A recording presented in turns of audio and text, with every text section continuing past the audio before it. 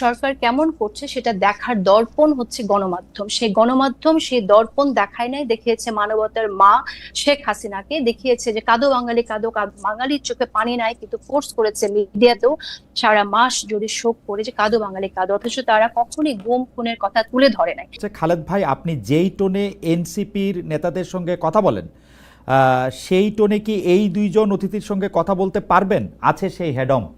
ঠিক আছে, মানে না। বাংলাদেশের সাংবাদিকরা বিরল ব্যতিক্রম বাদে তারা এই যে মানুষজনকে জেলে নেওয়া হয়েছে, গুম করা হয়েছে, খুন করা হয়েছে, এটাকে জায়েজ করেছে। শেখ হাসিনাকে তারা তার বড় মানবতার মা বলেছে বাংলাদেশের মিডিয়া। এর জবাব আপনি কি বা কোথায় পাবেন? যে দুঃখিত, আমি আওয়ামী লীগের কোন নেতা, অ্যাজ লং অ্যাজ আমি যতদিন পর্যন্ত তারা ক্ষমা না চাইছে তাদের অপকর্মের জন্য এবং জনমানুষ তাদেরকে গ্রহণ না করছে, আমি কেউ না তাদের ভয়েস মানুষকে শোনানোর জন্য। আমি এই দায়িত্ব নেব না এবং আমি দায়িত্ব নিতে আগ্রহীও না। শেখ হাসিনা কিন্তু বাকশাল, একটা নব্য বাকশাল, ডিজিটাল বাকশাল কায়েম করেছেন। কিভাবে? পত্রিকা বন্ধ না করে, ভেরি স্মার্টলি, পত্রিকা বন্ধ না করে, কোনো টেলিভিশন বন্ধ না করে, আরো বেশি বেশি লাইসেন্স দিয়ে সবগুলোকে নিজের জন্য, নিজের মাইক হিসেবে ব্যবহার করার মধ্য দিয়ে। নেপথ্যের ব্যক্তিরা অত্যন্ত বিতর্কিত এবং এদের কাজ হচ্ছে এক পক্ষ হয়ে আরেক পক্ষকে আক্রমণ করা, ওই পক্ষ এসে আবার এই পক্ষকে আক্রমণ করে। কেউ কেউ আবার কখনো সরকারের সহযোগী হয়ে ওঠে। কেউ যখন দেখে যে সরকার তাদের কথা শুনছে না, তখন গিয়ে আবার তারা সরকারকে আক্রমণ করে। The environment is very dirty. বেশ নোংরা একটা এনভায়রনমেন্ট এখানে এখানে বিরাজ করছে। আসসালামু খালেদ ভাই, আপনি দর্শকদেরকে আসসালামু আলাইকুম। আশা করি আপনারা সবাই ভালো আছেন। Thank you. আমাদের সাথে আরো থাকছেন জনপ্রিয় টকশো সঞ্চালক, মিডিয়া ব্যক্তিত্ব কাজী জেসিন। জেসিন, আপনি আমাদেরকে সময় দিয়েছেন, সেজন্য আপনিও আমাদের শুভেচ্ছা এবং কৃতজ্ঞতা জানবেন। আপনার সাথে অনেক দিন পরে দেখা হয়ে খুব ভালো লাগলো। আপনি ভালো আছেন নিশ্চয়ই, আমাদের শুভেচ্ছা জানবেন। ধন্যবাদ আপনাকেও ধন্যবাদ। আমরা একটু জুলকারনাইন স্যারকে দিয়ে একটু শুরু করতে চাই। অবশ্য প্রশ্নটি আপনাদের দুজনের জন্যই। আমি প্রথমে একটু স্যার, আমি আপনার কাছ থেকে একটু জানতে চাইবো যে বাংলাদেশে, আপনি প্রথমে জেসনকে দিয়ে শুরু করেন। She is a lady, like you should না, গিভ হার দ্য। ঠিক আছে, আপনি বলেন। মানে মানে আমরা এটা জেনেরিক কোশ্চেনটা হচ্ছে বাংলাদেশের গণমাধ্যমকে এবং সংবাদপত্রকে আপনার এখন স্বাধীন মনে হয় কিনা? সংবাদ মাধ্যমের মধ্যে কাজ করতে বাংলাদেশের সাংবাদিকদের অসুবিধা হচ্ছে বা কোনো প্রেফারেন্সকে ভয় পেতে হচ্ছে, যদি আমি ভয় শব্দটা ব্যবহার করি, বা আতঙ্কিত থাকতে হচ্ছে বা কাউকে বেশি খুশি করতে হচ্ছে, এরকমটা মনে হয় কিনা? আমি তুলনা করতে চাই না যে গত 15 বছরে আমরা কেমন ছিলাম, গত 15 বছরে আমরা খুবই খারাপ ছিলাম, এখন আমরা কেমন আছি সেটা যদি আমরা একটু বলি। খালেদ ভাই, আপনাকে ধন্যবাদ। জেসিন, ধন্যবাদ। এখানে একসাথে আমরা এসেছি।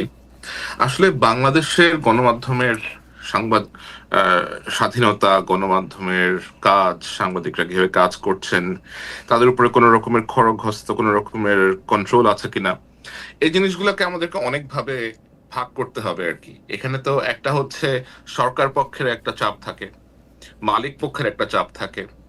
বর্তমানের যে ক্ষেত্র, সেখানে বিভিন্ন পার্টি ইনভলভ আছেন, তাদেরকে সেইগুলা থেকেও আপনার চাপের সম্মুখীন হতে হয়।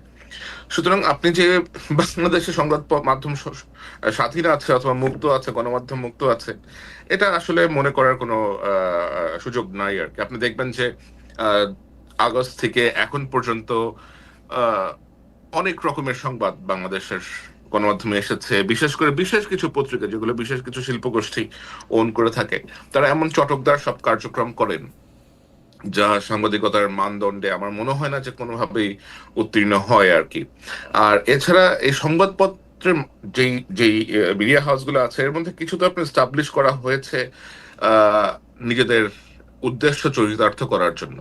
আপনি দেখবেন যে কিছু চ্যানেল আছে, কিছু খবরের কাগজ আছে, যাদের নেপথ্যের ব্যক্তিরা অত্যন্ত বিতর্কিত এবং এদের কাজ হচ্ছে এক পক্ষ হয়ে আরেক পক্ষকে আক্রমণ করা, ওই পক্ষ এসে আবার এই পক্ষকে আক্রমণ করে। কেউ কেউ আবার কখনো সরকারের সহযোগী হয়ে ওঠে। কেউ যখন দেখে যে সরকার তাদের কথা শুনছে না, তখন গিয়ে আবার তারা সরকারকে আক্রমণ করে। এটা আসলে বেশ জটিল এবং বেশ, আমার কাছে মনে হয় যে the environment is very dirty.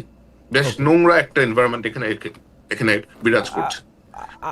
মানে আপনি আসলে কম কথাতেও সবগুলো বিষয়ই আপনি মোটামুটি এনেছেন, কিন্তু একটু সহজ করে, মানে কোয়ান্টিফাই করে যদি আমি এখন বলি যে আপনি যদি সংবাদপত্রের স্বাধীনতার সর্বোচ্চ মান যদি হয় 100, এই মুহূর্তে এই সরকার আসার পরে বা 5 আগস্টে শেখ হাসিনা যাওয়ার পরে আপনি এই সংবাদপত্রের স্বাধীনতার মানদণ্ডে এটাকে কত নম্বর দিতে চাইবেন?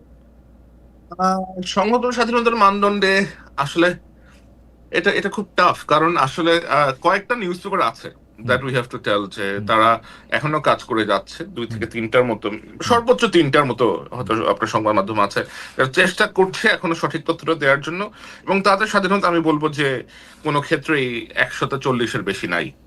হাসিনার সময় হয়তো যেটা 25 ছিল সেটা এখন 40 হয়েছে। আর অন্য যারা আছে ধরেন আপনার, ওদের তো আসলে ধরেন স্বাধীনতা ডিপেন্ড করে তাদের মালিক যারা, ওদের মর্জির উপরে।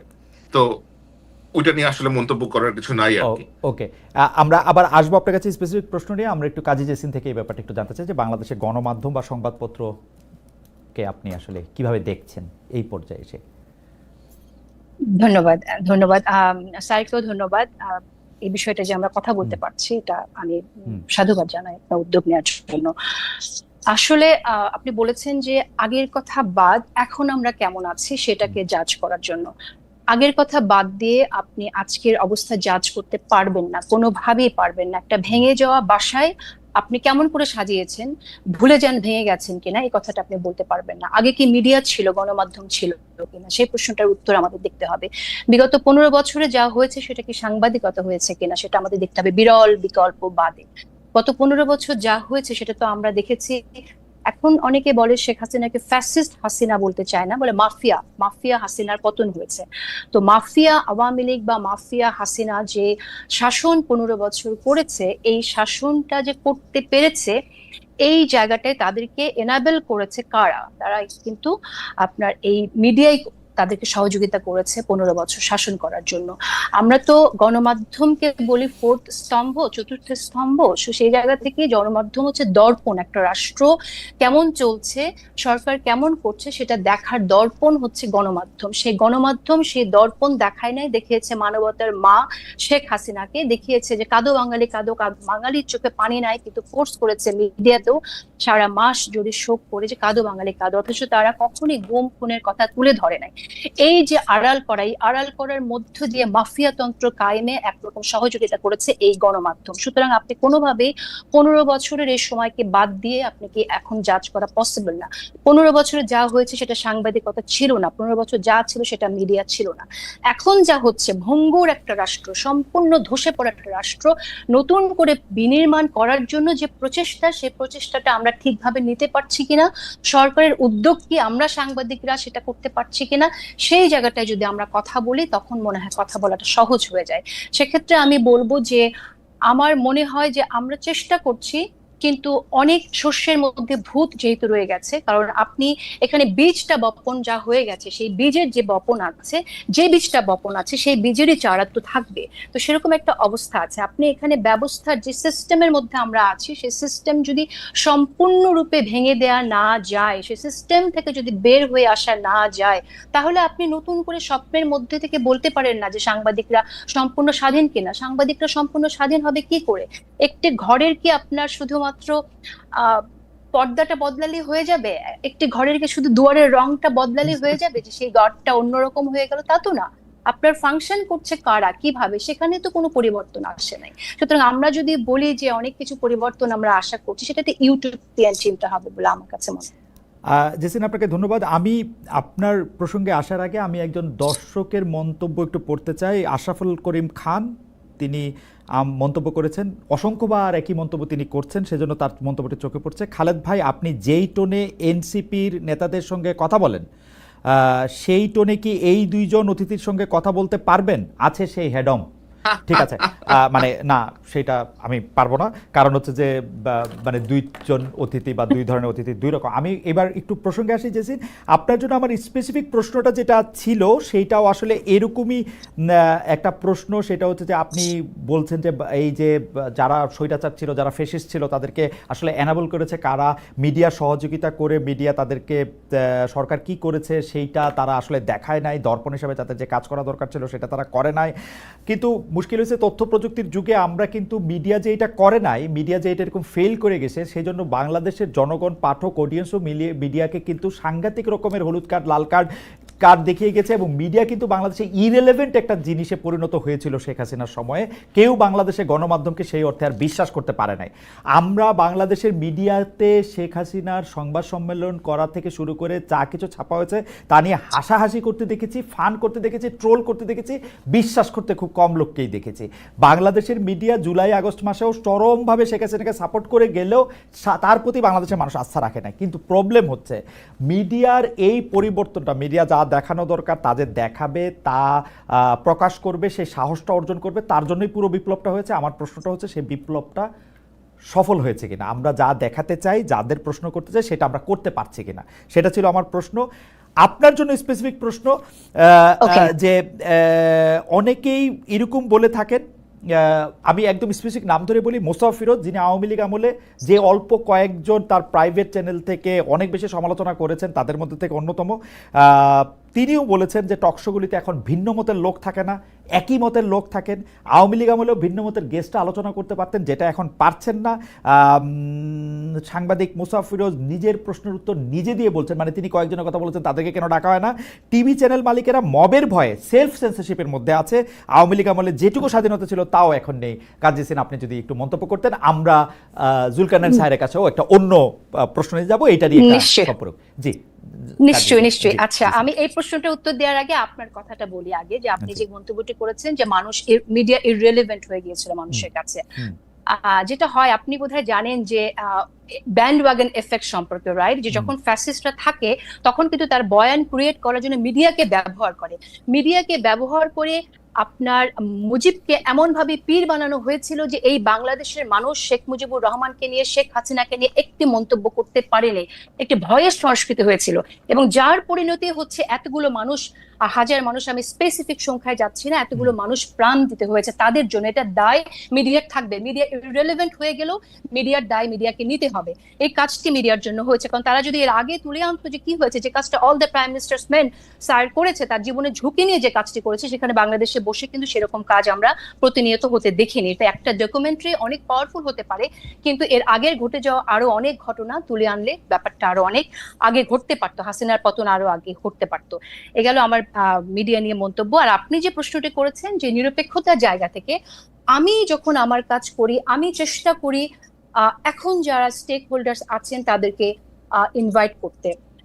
আমাদের অনেক সমস্যাই হয়, আপনি নিজে হোস্ট করছেন একটা অনুষ্ঠান, নিজে পরিচালনা করছেন, আপনি জানেন যে কি ধরনের চ্যালেঞ্জ ফেস করতে হয়, অনেকের সাথে বসতে চায় না, এই ধরনের প্রবলেম থাকে। তারপর আমার জায়গা থেকে আমি মনে করি যে আমি যতটুকু চেষ্টা করছি সেটা আমি সৎভাবেই চেষ্টা করছি সবার পার্টিসিপেশন রাখার জন্য। আমাকে শোনা এরকম মন্তব্য শুনতে হয় যে আমি আমার প্রোগ্রামে শুধু কেন এত এনসিপির নেতাদেরকে কেন ডাকি, তারা তো ছাত্র, তারা তো অল্প বয়স, তাদের সাথে অনেকে বসতে চায় না, আপনি কেন ডাকেন? আমার শুনতে হয় এরকম মন্তব্য। আমার এরকম মন্তব্য শুনতে হয় যে আমি অনেক জামাতে নেতাদের ডাকি, কিন্তু আমি তাদেরকে ডাকি এজন্যই যে গণ অভ্যুত্থানের যারা স্টেক হোল্ডার্স, আমি মনে করি তাদের ভয়েস, তাদের ইনক্লুসিভনেস আমাদের মেনটেন করা, ম্যানেজ করা দরকার, যে কোনো ভাবেই হোক আমাদের আলোচনার মধ্যে। এখন আপনি আমাকে বলতে পারেন যে আমি কেন আওয়ামী লীগের একজন নেতাকে আমি ডাকি না, সেটা যদি হয় আমার নিরপেক্ষতার লিটমাস টেস্ট, তাহলে আমি বলবো যে দুঃখিত, আমি আওয়ামী লীগের কোনো নেতা, অ্যাজ লং অ্যাজ আমি যতদিন পর্যন্ত তারা ক্ষমা না চাইছে তাদের অপকর্মের জন্য এবং জনমানুষ তাদেরকে গ্রহণ না করছে, আমি কেউ না তাদের ভয়েস মানুষকে শোনানোর জন্য। আমি এই দায়িত্ব নেব না, এবং আমি দায়িত্ব নিতে আগ্রহীও না। যে অপরাধ করেছে তারা করেছে, সে অপরাধের জন্য তাদেরকে সরি বলতে হবে, মাফ চাইতে হবে। মানুষ যদি মাফ করে তখন ডেফিনেটলি তারা আসবে মানুষের জন্য ভবিষ্যতে কি করতে চায় সে কথাটা বলতে। আমি অবশ্য আপনার বক্তব্যের মূল নির্যাসের সাথে আমি একমত। আমি আমি আমি আমি জনাব মোস্তফা ফিরোজ যেটি বলতে চাইছেন, যারা আওয়ামী লীগ আমলে মানে আওয়ামী লীগকে উনি ডাকতে বলতেছেন না আসলে, কিন্তু আওয়ামী লীগ আমলে যারা আওয়ামী লীগকে মৌন বা নীরব সমর্থন দিয়েছেন তাদেরকেও কি আপনি ডাকের বাইরে রাখবেন কিনা, বা তাদেরকে ডাকের বাইরে কি মবের ভয়ে রাখা হচ্ছে কিনা সেটা আপনি বলবেন কিনা? যে ধরেন সরাসরি আওয়ামী লীগ করে নাই, ধরেন তারা খুন খারাপিতে অংশ নেয় নাই, উনি কয়েকটা নামও বলেছেন আসলে, সৈয়দ ইশতিয়াক রেজা, জয় মামুন, এরকম কয়েকটা নামও বলেছেন। আচ্ছা, এখন একটা বিষয় সেটা হচ্ছে যে মিডিয়া নিয়ে কথা বললে তো অনেকের কথায় চলে আসে। হুম। তো আমি আসলে দেখেন, আমরা তো কলিগস একসময় একসাথে কাজ করেছি, কিন্তু আমরা অত্যন্ত দুঃখজনক ভাবে প্রত্যক্ষ করেছি যে যখন চোখের সামনে, সবার চোখের সামনে এই ছাত্রদের হত্যা করা হয়েছে, তখন তারা এই পতিত হাসিনার অফিসে গিয়ে তারা যে বক্তব্য রেখেছেন, এটা তো আমাদের জন্য অত্যন্ত দুঃখজনক ছিল। টু উইটনেস, সাক্ষী হওয়া ইতিহাসের, যে সাংবাদিকরা এই জায়গায় চলে যেতে পারে, তাদের মানবতা বোধ তারা এইভাবে বিসর্জন দিতে পারে, এই অন্ধত্ব তাদেরকে পেয়ে বসতে পারে, এটা তো আমাদের জন্য দুঃখজনক টু জেসিন, উইটনেস। জেসিন, আমি আপনাকে এই জায়গায় একটু থামাই, কারণ আমার দ্বিতীয় প্রশ্নটার মধ্যে যে আপনার এই সাংবাদিকদের যে শেখ হাসিনার সাথে যে তাদের সম্পর্ক, তাকে যে আসলে আপনি প্রথমে যে অ্যানাবল করার কথাটা বলেছেন, সেটার ক্ষেত্রে আপনার যে জায়গা, সেটা অন্য পেশাজীবীদের ক্ষেত্রে একই রকম কিনা, সেটা নিয়ে আমরা দ্বিতীয় প্রশ্নে আসবো। আপাতত একটু স্যারের কাছে যাই। যে স্যার, আপনি একজন পেশাদার সাংবাদিক, আপনার অনুসন্ধানের মাধ্যমে, সোর্সের মাধ্যমে রাষ্ট্রের দুর্নীতি, অসঙ্গতির অনেক ডকুমেন্টস আপনার হাতে আসে, সেগুলি কিছু আপনি নিজের সোশ্যাল মিডিয়াতেও তুলে ধরেন। তার মানে ব্যক্তি আপনার সঙ্গেও একটা সংবাদ মাধ্যমের একটা প্রতিযোগিতা আছে, যে মানে আপনি যেটা আসলে আপনার প্রতিষ্ঠান থেকে তুলে ধরছেন না, এমন অনেক কিছু আপনার ব্যক্তি জায়গা থেকে আপনি এটা তুলে ধরছেন। এই যে আপনার সঙ্গে আপনি সহ অন্য আর যারা এই প্রকাশ করার ক্ষেত্রে নিজস্ব প্ল্যাটফর্ম ব্যবহার করতেছে, সেইটার সঙ্গে কি গণমাধ্যমের একটা প্রতিযোগিতা হইতেছে? এবং এই প্রতিযোগিতাটা কি মানে সম প্রতিযোগিতা, অসম প্রতিযোগিতা? এই প্রতিযোগিতার মধ্যে, কারণ আমি সাংবাদিকতার এতটুকু বুঝি, যা কিছু এডিটেড না তা কিছু জার্নালিজম না। এখন এখন যদি কোনো কিছু মানে এইটা আপনি আসলে কিভাবে আপনি এটা দেখবেন? কারণ অনেক সময় তো এরকমও হইতে পারে, সামনে আমি জাস্ট আরেকটা লাইন বলি, অনেক সময় তো এরকমও হইতে পারে যে আপনি হঠাৎ করে ক ব্যক্তিকে খুব অপছন্দ করতে শুরু করলেন।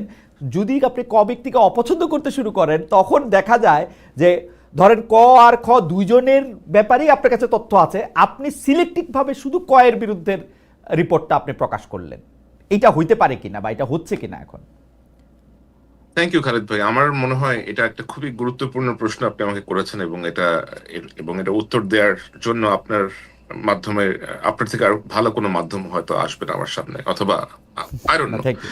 তো আমার যে অর্গানাইজেশন আমি কাজ করি, আল জাজিরা মিডিয়া নেটওয়ার্ক, এখান থেকে আমি আমার যে ডেস্ক, আমি যে বিষয়ে কাজ করি তা হচ্ছে দক্ষিণ এশিয়া, বাংলাদেশ, মায়ানমার, ভারত, অনেক সময় আরো অন্যান্য প্রজেক্টও আমাকে কাজে লাগানো হয়। বাট যেহেতু আমি বাংলাদেশ থেকে আসছি এবং বাংলাদেশের বিষয়ক সাংবাদিকতা করেই আমার এই পথে যাত্রা শুরু, তো অবশ্যই ন্যাচারালি বাংলাদেশের বিভিন্ন নিউজের প্রতি আমার আগ্রহ অনেক বেশি থাকে। আর লোকজন যেহেতু আমাকে চেনে, অনেকেই আমাকে চেনে, বিভিন্ন সেক্টর অনেকে আমাকে চেনে, অনেকে আমার কাছে বিভিন্ন রকমের তথ্য প্রমাণ সহ পাঠিয়ে থাকে। এখন ন্যাচারালি আমার আল জাজিরাতে কোনো বাংলা ডিভিশন নাই, এবং এখানে আপনার বিভিন্ন রকম নিউজের আমাদের কাছে আসতে থাকে প্রতিনিয়ত, এবং বাংলাদেশ কেন্দ্রিক নিউজই সবসময় করা সম্ভব না। এটা এটা এটা এটা বেশ অসম্ভব একটা বিষয় আর কি। আর ডকুমেন্টারি করতে অথবা একটা নিউজ স্টোরি করতে আমাদের সময় লাগে, অনেক অনেক ওয়েটিং লাগে। তারপরেও আমি যখনই সময় পেয়েছি, আমি আল জাজিরা ছাড়াও অন্যান্য মাধ্যমেও আমার রিপোর্ট আমি করেছি। নেত্র নিউজের জন্য করেছি, ওসিসিআরপির জন্য করেছি, দ্য টাইমসের জন্য করেছি, হারেসের জন্য করেছি, এরকম আরো অনেকের জন্যই আমি রিপোর্ট করেছি। বাংলাদেশের মানব জমিনের জন্য কয়েকটা রিপোর্ট আমি লিখে দিয়েছি। বাট যেটা হয় সেটা হচ্ছে যে আমার কাছে যা আসে, আমার পক্ষে এগুলা যেহেতু বাংলাদেশের কোনো পত্রিকা গ্রহণ করতে রাজি হয় না। এখন কেন তারা রাজি হয় না, সেটা একটা বেশ বড় প্রশ্ন। কারণ আমি অনেক সময় জিজ্ঞেস করেছি, অনেকের এডিটরদের সাথে আমার কথা হয়েছে, তারা বলেছে যে মালিক ঝামেলা করতে পারে, মালিক পছন্দ করবে না, অথবা সরকার আমাদেরকে চাপ দিতে পারে, চাপ দিয়ে নিউজ তুলে নিবে, অনেক প্রবলেম করতে পারে, আমাদের হয়তো ওয়েবসাইট ডাউন করে দিবে, আমাদের জার্নালিস্টকে ভয় দেখাবে। তো আমার কাছ থেকে আসা রিপোর্ট এখনো পর্যন্ত অনেকেই বেশ ভয় পান আর কি। আমার আমার মনে হয় একটা আতঙ্কে থাকেন যে আমার নাম অ্যাফিলিয়েটেড হয়ে গেলে কোনো না কোনো ভাবে যদি তারা ক্ষতিগ্রস্ত হন। কারণ আমার অনেক রিপোর্ট হয়তো অনেকের বিপক্ষে গেছে, অনেকে এটার দ্বারা ক্ষতিগ্রস্ত হয়েছেন, অনেকে কিছু একটা হয়েছে, like somehow some people goat affected, এবং তারা কোনো না কোনো ভাবে বিভিন্ন পত্রিকা, মিডিয়া হাউসের সাথে সম্পৃক্ত। তো আমার প্রেজেন্স থাকলে তারা মনক্ষুণ্ণ হবেন। তো আমি যেটা করি, যেগুলো বেশি গুরুত্বপূর্ণ, একেবারেই যেগুলো বেশি গুরুত্বপূর্ণ, যেগুলো যাওয়া উচিত মানুষের কাছে, আমি নিজেই একটু সময় বের করে ওই সেই রিপোর্ট গুলা অথবা সেই ডকুমেন্ট যা কিছু আসে একটু যাচাই বাছাই করি। আর আমার তো অবশ্যই বাংলাদেশে একটা নিজস্ব কিছু লোকজন আছে যারা আমার জন্য এই ফ্যাক্ট চেক গুলা করেন অথবা খোঁজ নেন, বিভিন্ন দপ্তরে গিয়ে আপনার সত্যতা ভেরিফিকেশন করে আসেন। তো সেই মেকানিজমটা আমার আছে, বাট আমি ওটা সামনে আনতে চাই না, বিকজ আই ডোন্ট ওয়ান্ট না টু না রিস্ক না না, দ্যাম আপনি অ্যাকচুয়ালি। অবশ্যই সামনে তো আনবেন না স্যার, আপনি তাকে প্রোটেক্ট হুম, করতেই হবে। আমার অবশ্যই। আমার মানে এবং এক লাইনে এবং যেটা, সেগুলো আমি আচ্ছা, এডিট করেই হ্যাঁ, নর্মালি প্রকাশ করে থাকি। আর আমার মনে হয় যে আমি ফেসবুকে যেটা করি এটা আসলে সাংবাদিকতা না। আমি তো ফেসবুক সাংবাদিকতা করতে আসি নাই। আচ্ছা, আর আমার সাংবাদিকতা অন্য জায়গাতে হয়। যেটা আমার কাছে আসে, এটা আমার কাছে চলে আসে তথ্য, এবং আমার মনে হয় যে মানুষের জানা প্রয়োজন, পিপল শুড নো, আমি শেয়ার করে দেই। আমি আমি শুধু সাংবাদিকতার একজন মানে ছাত্র হিসাবে জি আমি আপনার কাছ থেকে এটা জানতে চাইবো যে ধরেন আপনি ফেসবুকেরটাকে আপনি সাংবাদিকতা বলতেছেন না, কিন্তু আপনাকে যখন মানে আরও 15-20 বছর পরে যখন কন্টেন্ট অ্যানালাইসিস করে আমাদের সময়টাকে ধরা হবে, তখন আপনি অবশ্যই একটা গুরুত্বপূর্ণ চ্যাপ্টার হিসাবে থাকবেন। তখন আপনার এগুলিকে আসলে কি হিসাবে ধরা হবে? কারণ আমি আপনাকে ঘটনাটাও বলি, তাহলে আপনি বুঝতে পারবেন। আপনি যখন আপনাকে যখন উপদেষ্টা আসিফ মাহমুদ সজীব ভুঁইয়ার এয়ারপোর্ট থেকে বেরিয়ে আসাটার ওই ভিডিও যখন আপনি প্রকাশ করলেন, তখন এই উপদেষ্টা কিন্তু প্রশ্ন তুলেছেন যে রাষ্ট্রের গোপন ও বিশেষায়িত স্পর্শকাতর তথ্য, অর্থাৎ এয়ারপোর্টের সিসি ক্যামেরার তথ্য যদি আপনার কাছে চলে যায়, তার মানে আপনার তো বিভিন্ন জায়গায় বিভিন্ন মানুষজনও আছে, এবং সেইটার ক্ষেত্রে আপনি একটা পিক অ্যান্ড চুজ করতেছেন। আসিফ মাহমুদ সজীব ভুঁইয়াকে আপনি দেখতে পারেন না, এনসিপিকে আপনি অপছন্দ করেন, সেই জন্য এটা সঙ্গে সঙ্গে আপনি দিয়ে দিছেন। কিন্তু বিএনপির কেউ হইলে, আমি কথার কথা করতেছি, বা জামাতের কেউ হইলে সেইটা আপনি দিতেন না। ব্যাপারটা কি একটা মানে একটা অসম জায়গা তৈরি করতেছে কিনা? ব্যাপারটা মোটেও অসম জায়গা তৈরি করতেছে না, এবং আপনি একটা বেশ মজার একটা চ্যাপ্টার নিয়ে আসছেন। I will go back to the before one, যেটা বলতেছিলাম যে আজ থেকে 15 বছর 20 বছর পরে গেলে যখন এগুলো নিয়ে আলোচনা হবে, if I am alive or not, তখন এগুলো কি হিসেবে গণ্য হবে? তখন এগুলো এই হিসেবে গণ্য হবে যে বাংলাদেশে সাংবাদিকতা করাটা এতটাই ভীতিকর ছিল যে সাংবাদিকরা অমুক সাংবাদিকের জুলকারনাইন সায়ের খানের রিপোর্ট নিত না, এই লোককে বাধ্য হয়ে অনলাইনে রিপোর্ট প্রকাশ করে দিতে হইতো। এটা এডিটেড বলেন, র বলেন, হোয়াট এভার ইট ইজ। তো অবস্থাটা এতটাই একটা ভীতির সিচুয়েশন আমাদের মধ্যে ক্রিয়েট হয়েছিল। আর আমি তো এর আগেও জন্য আজিজের যে এয়ারলাইনের ভেতরে থাকা ফুটেজ ক্যাপচার করে নিয়ে আসছিলাম। ইসরায়েলির যে মোসাদের যে আউটপোস্ট হাঙ্গারি, দুটোর মধ্যে ঢুকে গিয়ে মোসাদের যে টেকনিক্যাল ম্যানুয়াল স্পাইওয়ারের, সেটারও ছবি তুলে নিয়ে আসছিলাম। সেগুলো তো স্পর্শকাতর জায়গায় ছিল, এবং সেগুলো তো আমি পাবলিক ইন্টারেস্টের জন্যই করেছি, অনুসন্ধানী সাংবাদিকতার জন্যই করেছি। আসিফের সাথে আমার তো ব্যক্তিগত কোনো দ্বন্দ্ব নাই, আমি ওরা ভালো করে চিনিও না, কখনো কথা হয় নাই। এবং এনসিপির প্রতি আমার কি আছে না আছে, আমার মনে হয় সেটা এনসিপির দুই একটা লিডার খুব ভালো করেই বলতে পারবে। তারা ভালো করেই জানে যে তাদের কোন জিনিস আমার সামনে আসার পরেও আমি তাদেরকে একটা দ্বিতীয় সুযোগ দিয়েছি, এটা তারা জানে। কিন্তু এই দ্বিতীয় সুযোগটা আমি বিএনপি অথবা জামাত হলে দিতাম না, এবং দেই না নর্মালি। সো আমার মনে হয় যে ওরা এখনো বেশ তরুণ বয়সে তরুণ তারপরে মানুষ, এবং আপনার কোনো বায়াস না, কারো এগেনস্টে বা কারো পক্ষে এরকম কোনো বায়াস, অবশ্যই না। আপনার কোনো বায়াসের আপনি ভুল কাজ করবেন, চুরি করবেন, দুর্নীতি করবেন, ধরা পড়বেন, সামনে সেইটা আসবে, আপনার আমার কাছে আসবে, সেটা আপনার আমি সোশ্যাল আপনাকে সেটা আপনার আমি এটা সোশ্যাল শেয়ার করে দিব। সেটা আপনার সোশ্যাল মিডিয়া পোস্টিং এর ক্ষেত্রে আপনি কোনো বায়াস থেকে কোনো কিছু করতেছেন এরকম আপনার মনে হয় না? না, নেভার আচ্ছা, never, I will never do that. আপনি যদি কোনো কিছু একটা অপরাধ পান কোথাও, হ্যাঁ, আপনি আমার কাছে যদি এসে বলেন, এন্ড হ্যাঁ, এটা যদি কোনো বিশেষ ব্যক্তির বিরুদ্ধে যায়, এতে তো আমার কোনো কিছু যায় আসতেছে না, আমার তো ওকে, কোনো মাস্টার নাই, ওকে। তাই না? Like I don't consider anyone as my master or anyone as my boss or anything like that. আচ্ছা, আমি আবার একটু আসবো আপনার কাছে, আপনার ব্যক্তিগত পছন্দ অপছন্দগুলি, বা আপনার সব মানুষেরই ব্যক্তিগত পছন্দ অপছন্দ থাকে, আপনার প্রতি ব্যবহার দিয়েও আপনি আসলে অনেক সময় আলোড়িত হতে পারেন, সেইটার ক্ষেত্রে আপনি কি করেন সেইটা নিয়ে আমি আরেকটা প্রশ্ন করতে আসবো। আমি একটু জেসিনের কাছে আসি। জেসিন, আপনি সাংবাদিকদের কথা দিয়ে আপনার সাথে শুরু করতেছিলেন, বিগত প্রেক্ষাপট আপনি তুলে ধরেছেন, এবং দর্শকরাও আপনার কথা অনেকেই অনেক বেশি পছন্দ করেছেন। আমি যে বিষয়টি শুধু আপনার সামনে আনতে চাই যে বিগত 15 বছরের ফ্যাসিস্ট আমলে খালি তো এইটা হয় নাই যে সাংবাদিকরা এরকম করছে, আপনি অন্য পেশাজীবীদের ক্ষেত্রে যদি আমি বলি, সব ক্ষেত্রে তো এরকম হয়েছে। আমরা আমলাদেরকে দেখছি, আমরা বিচারকদেরকে দেখছি, কেউ পায়ে ধরে সালাম করতেছেন, আমলাদেরকে দেখছি যে তারা ধরে নিয়ে আসতে বললে বাইধা নিয়ে আসতেছেন, তারা অতিরিক্ত যেটাকে বলে হচ্ছে মানে যাইছে তাই করতেছেন। ব্যবসায়ীদের ক্ষেত্রে কেউ কেউ কবিতা বলতেছেন, গান বলতেছেন, প্রথম নাকি শেষ কি কি জানি, কেউ কেউ এরকম বলতেছেন কার ঘাড়ে কয়টা মাথা যে শেখ হাসিনা ডাক দিলে যাবে না বলতেছেন। তাদের প্রতি তো আপনার এত কষ্ট, এত বিতৃষ্ণা, এত বিরক্তি দেখি না। সাংবাদিকরাই কেন, মানে আপনার এত বিরক্তির মূলে তাদেরকেই কেন আপনি এনাবলার বলবেন, যেখানে আমরা দেখতে পাচ্ছিলাম যে তাদের তো এত বড় ক্ষমতা ছিল না।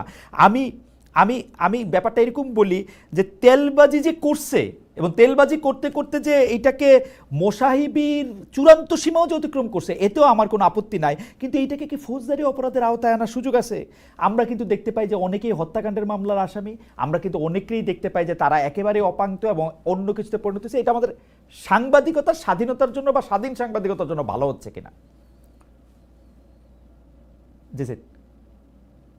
আচ্ছা, প্রথমত আমরা কথা বলছিলাম গণমাধ্যম নিয়ে, মিডিয়া নিয়ে, যে কারণেই আসলে সাংবাদিকদের মিডিয়া নিয়ে কথা হয়েছে, সাংবাদিকদের ভূমিকা নিয়ে কথা হয়েছে। আর আমলাদের বিষয় নিয়ে তো আমরা অনেকবারই বলেছি, আমি তো আমার অনুষ্ঠানে আমি অনেকবারই আলোচনার এনেছি যে আমলারা যা করেছে, এবং আমরা এরকম শুনি যে বিভিন্ন লেয়ারে আওয়ামী লীগ টেস্ট করে করে তাদেরকে প্রমোশন দেওয়া হয়েছে। আমি একজন উপদেষ্টাকে নাম উল্লেখ না করে জিজ্ঞাসাই করেছিলাম যে সে একই আমলাদেরকে নিয়ে তারা নতুন বাংলাদেশ গড়বে কি করে। তো দামোত্তরটা ছিল এরকম যে বদলানো সম্ভব না, কারণ এর পরের যে লেয়ার সেটাও আওয়ামী লীগ, তারপরের লেয়ার সেখানেও আওয়ামী লীগ, এরকম 5টা লেয়ারেও সে চেক করে দেখেছে সবই আওয়ামী লীগের। সো এরকম একটা সিচুয়েশনে সরকার কাজ করছে। ডেফিনেটলি আমরা বারবার বলছি এটা, যে সরকারের উচিত যেখানে তদন্ত করা, কারা আসলে আওয়ামী লীগের হয়ে কাজ করেছে এবং কাদের বিরুদ্ধে তদন্ত করলে, যাদের বিরুদ্ধে তদন্ত করলে প্রমাণিত হবে তাদের বিরুদ্ধে ব্যবস্থা না, সেটা আমরা বারবারই বলছি এবং বলবো। বিচারের ক্ষেত্রেও তাই।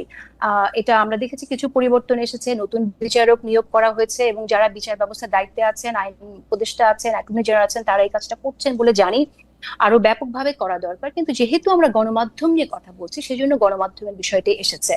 আপনি একটা বললেন যে এটা তো ফৌজদারি অপরাধ না, ফৌজদারি অপরাধ কিনা সেটা আপনি বলতে পারেন না। আপনি নিজে যদিও আইন নিয়ে আপনার বিশেষ জ্ঞান আছে বলে আমি জানি, তারপরও আমি বলছি, কারণ আমরা যদি ইতিহাসের দিকে দেখি তাহলে রুয়ান্ডাতে কি হয়েছে, হুতুরা যে গণহত্যা চালিয়েছে তুৎসিদের উপরে, সেখানে হুতুরা কিন্তু একইভাবে মিডিয়াকে ব্যবহার করছে। বাংলাদেশে যেরকম শেখ হাসিনা সরকার মিডিয়াকে ব্যবহার করেছে যে একটা একটা শিবির ধর, ধৈরা ধৈরা জবাই কর, বিএনপি হলেই ছাত্রদল হলেই ধরে ধরে জেলে ভর মার। তো এই যে একটা অবস্থা আমরা দেখেছি, স্লোগান হিসেবে যদিও শিবিরের ওই স্লোগানটা পপুলার হয়ে গিয়েছিল, কিন্তু গুম খুন করতে তো আমরা বিএনপির নেতা কর্মীকেও আমরা দেখেছি যে নিয়ে গেছে, গুম হয়ে গেছে, ফিরে আসেনি, এই ঘটনাটা ঘটেছে। তো তখন কিন্তু আমরা কোনো প্রতিবাদ দেখি নাই।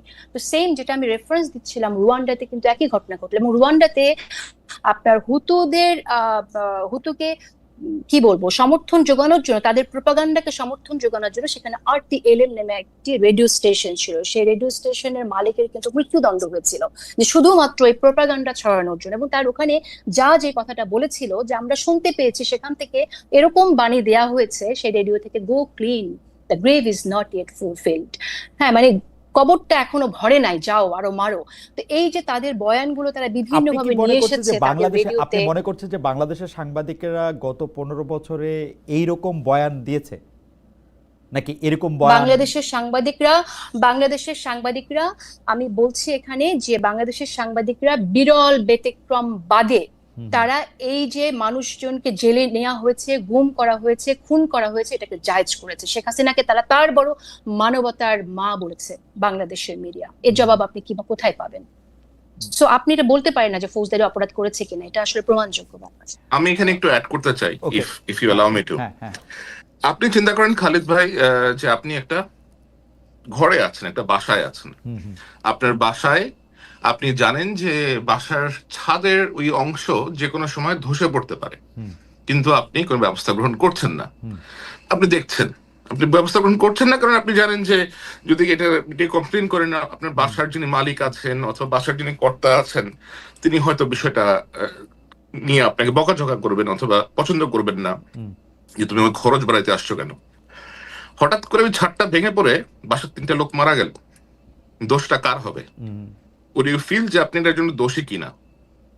না, আমার মনে হয় বিষয়টা না, অবশ্যই কিন্তু এরকমই হয়েছে। কিন্তু না, আপনারা দুজনই আমার খুবই প্রিয় সাংবাদিক, কিন্তু আমি শুধু আপনাদের মনে করাই দিতে চাই যে 15 বছর ধরে আমাদের ফেসিস্ট শেখ হাসিনার আমলে সাংবাদিকতাকে দেখতে গিয়ে আমরা অতিরিক্ত জেনারেলাইজেশন করতেছি কিনা। কারণ আমরা কিন্তু শেখ হাসিনা, আমি বলি আমরা কিন্তু শেখ হাসিনার যাবতীয় যত দুষ্কর্ম, সেই দুষ্কর্মের যতগুলি আমরা জানি সেগুলি কিন্তু সংবাদ মাধ্যমের মাধ্যমেই জানি। মানে ধরেন এই যে কি বলে সোনার মেডেলে চুরি করছে, বালিশের দাম কত রাখছে, পদ্মা সেতুতে কি করছে, সেগুলি কিন্তু গণমাধ্যমদেরকে আমাদেরকে মানে একদম হুতুতুৎসিদের সাথে মিলায়া গণমাধ্যম একেবারেই সে ফেসিস্টদের অ্যানাবলের ভাষাই শুধু ব্যবহার করছে। এইটা বললে কিন্তু আসলে আমার কাছে মনে হয় যে আমরা পরবর্তীতে যে সাংবাদিকতার কথা আমরা আশা করি সেইটার ক্ষেত্রে একটু বেশি করা হয় কিনা আমার কাছে মনে হয় যে, এবং এইটা এমন একটা উপায় তৈরি করে কিনা। আমরা কিন্তু এখন দেখতেছি যে নতুন যে সাংবাদিক গোষ্ঠী তৈরি হয়েছে এই 10 মাসে যারা সাংবাদিকতা করতেছেন তাদের বেশিরভাগের ক্ষেত্রে প্রভু বদলাইছে, তাদের অবস্থান বদলায় নাই। মানে এটা ভাঙা ঘর, ভাঙা বাড়ি, মাথার উপরে ভাঙা পড়ছে, সেইটাতে এটা বিবেচনা করা যাবে কিনা। তারা কেউ কেউ দাবি করতেছে এরকম যে আমরা বিএনপির ঘনিষ্ঠ লোক, আমরা বিএনপির জন, সেই জন্য আমি এখন সম্পাদক হব। কেউ কেউ দাবি করতেছে যে জামাতের লোক, সেই জন্য আমি সম্পাদক হব। আমি এনসিপির লোক, সেই জন্য আমার এটা করতে হবে। আমরা 15 বছর বঞ্চিত, মানে সোজা কথা বলতে যে 15 বছরে যেই দুষ্টামিগুলি আওয়ামী লীগ করছে সেগুলি এখন আমরা করব, এইটা যারা করছে মানে সেইটা ঠিক হবে কিনা আসলে। মানে আমরা মানে এই জন্য আমি এই প্রশ্নটাই যদি আপনি এটা বলতেন, তারপর আবার একটু জেসিনেরও একটু মন্তব্য আমাদের একটু শুনতে হবে। স্যার আমি একটু থামাইতেছিলাম আপনাকে, সরি। যেটা বলতেছে যে এটা করা কখনোই উচিত হবে না, কখনোই, এবং এই জিনিসটাই বন্ধ করতে হবে যে রাজনৈতিক পরিচয়ের ভিত্তিতে সাংবাদিকতার পেশায় যে প্রেফারেন্স দেওয়া হয় এই প্রেফারেন্সিয়াল ট্রিটমেন্টটা বন্ধ করতে হবে।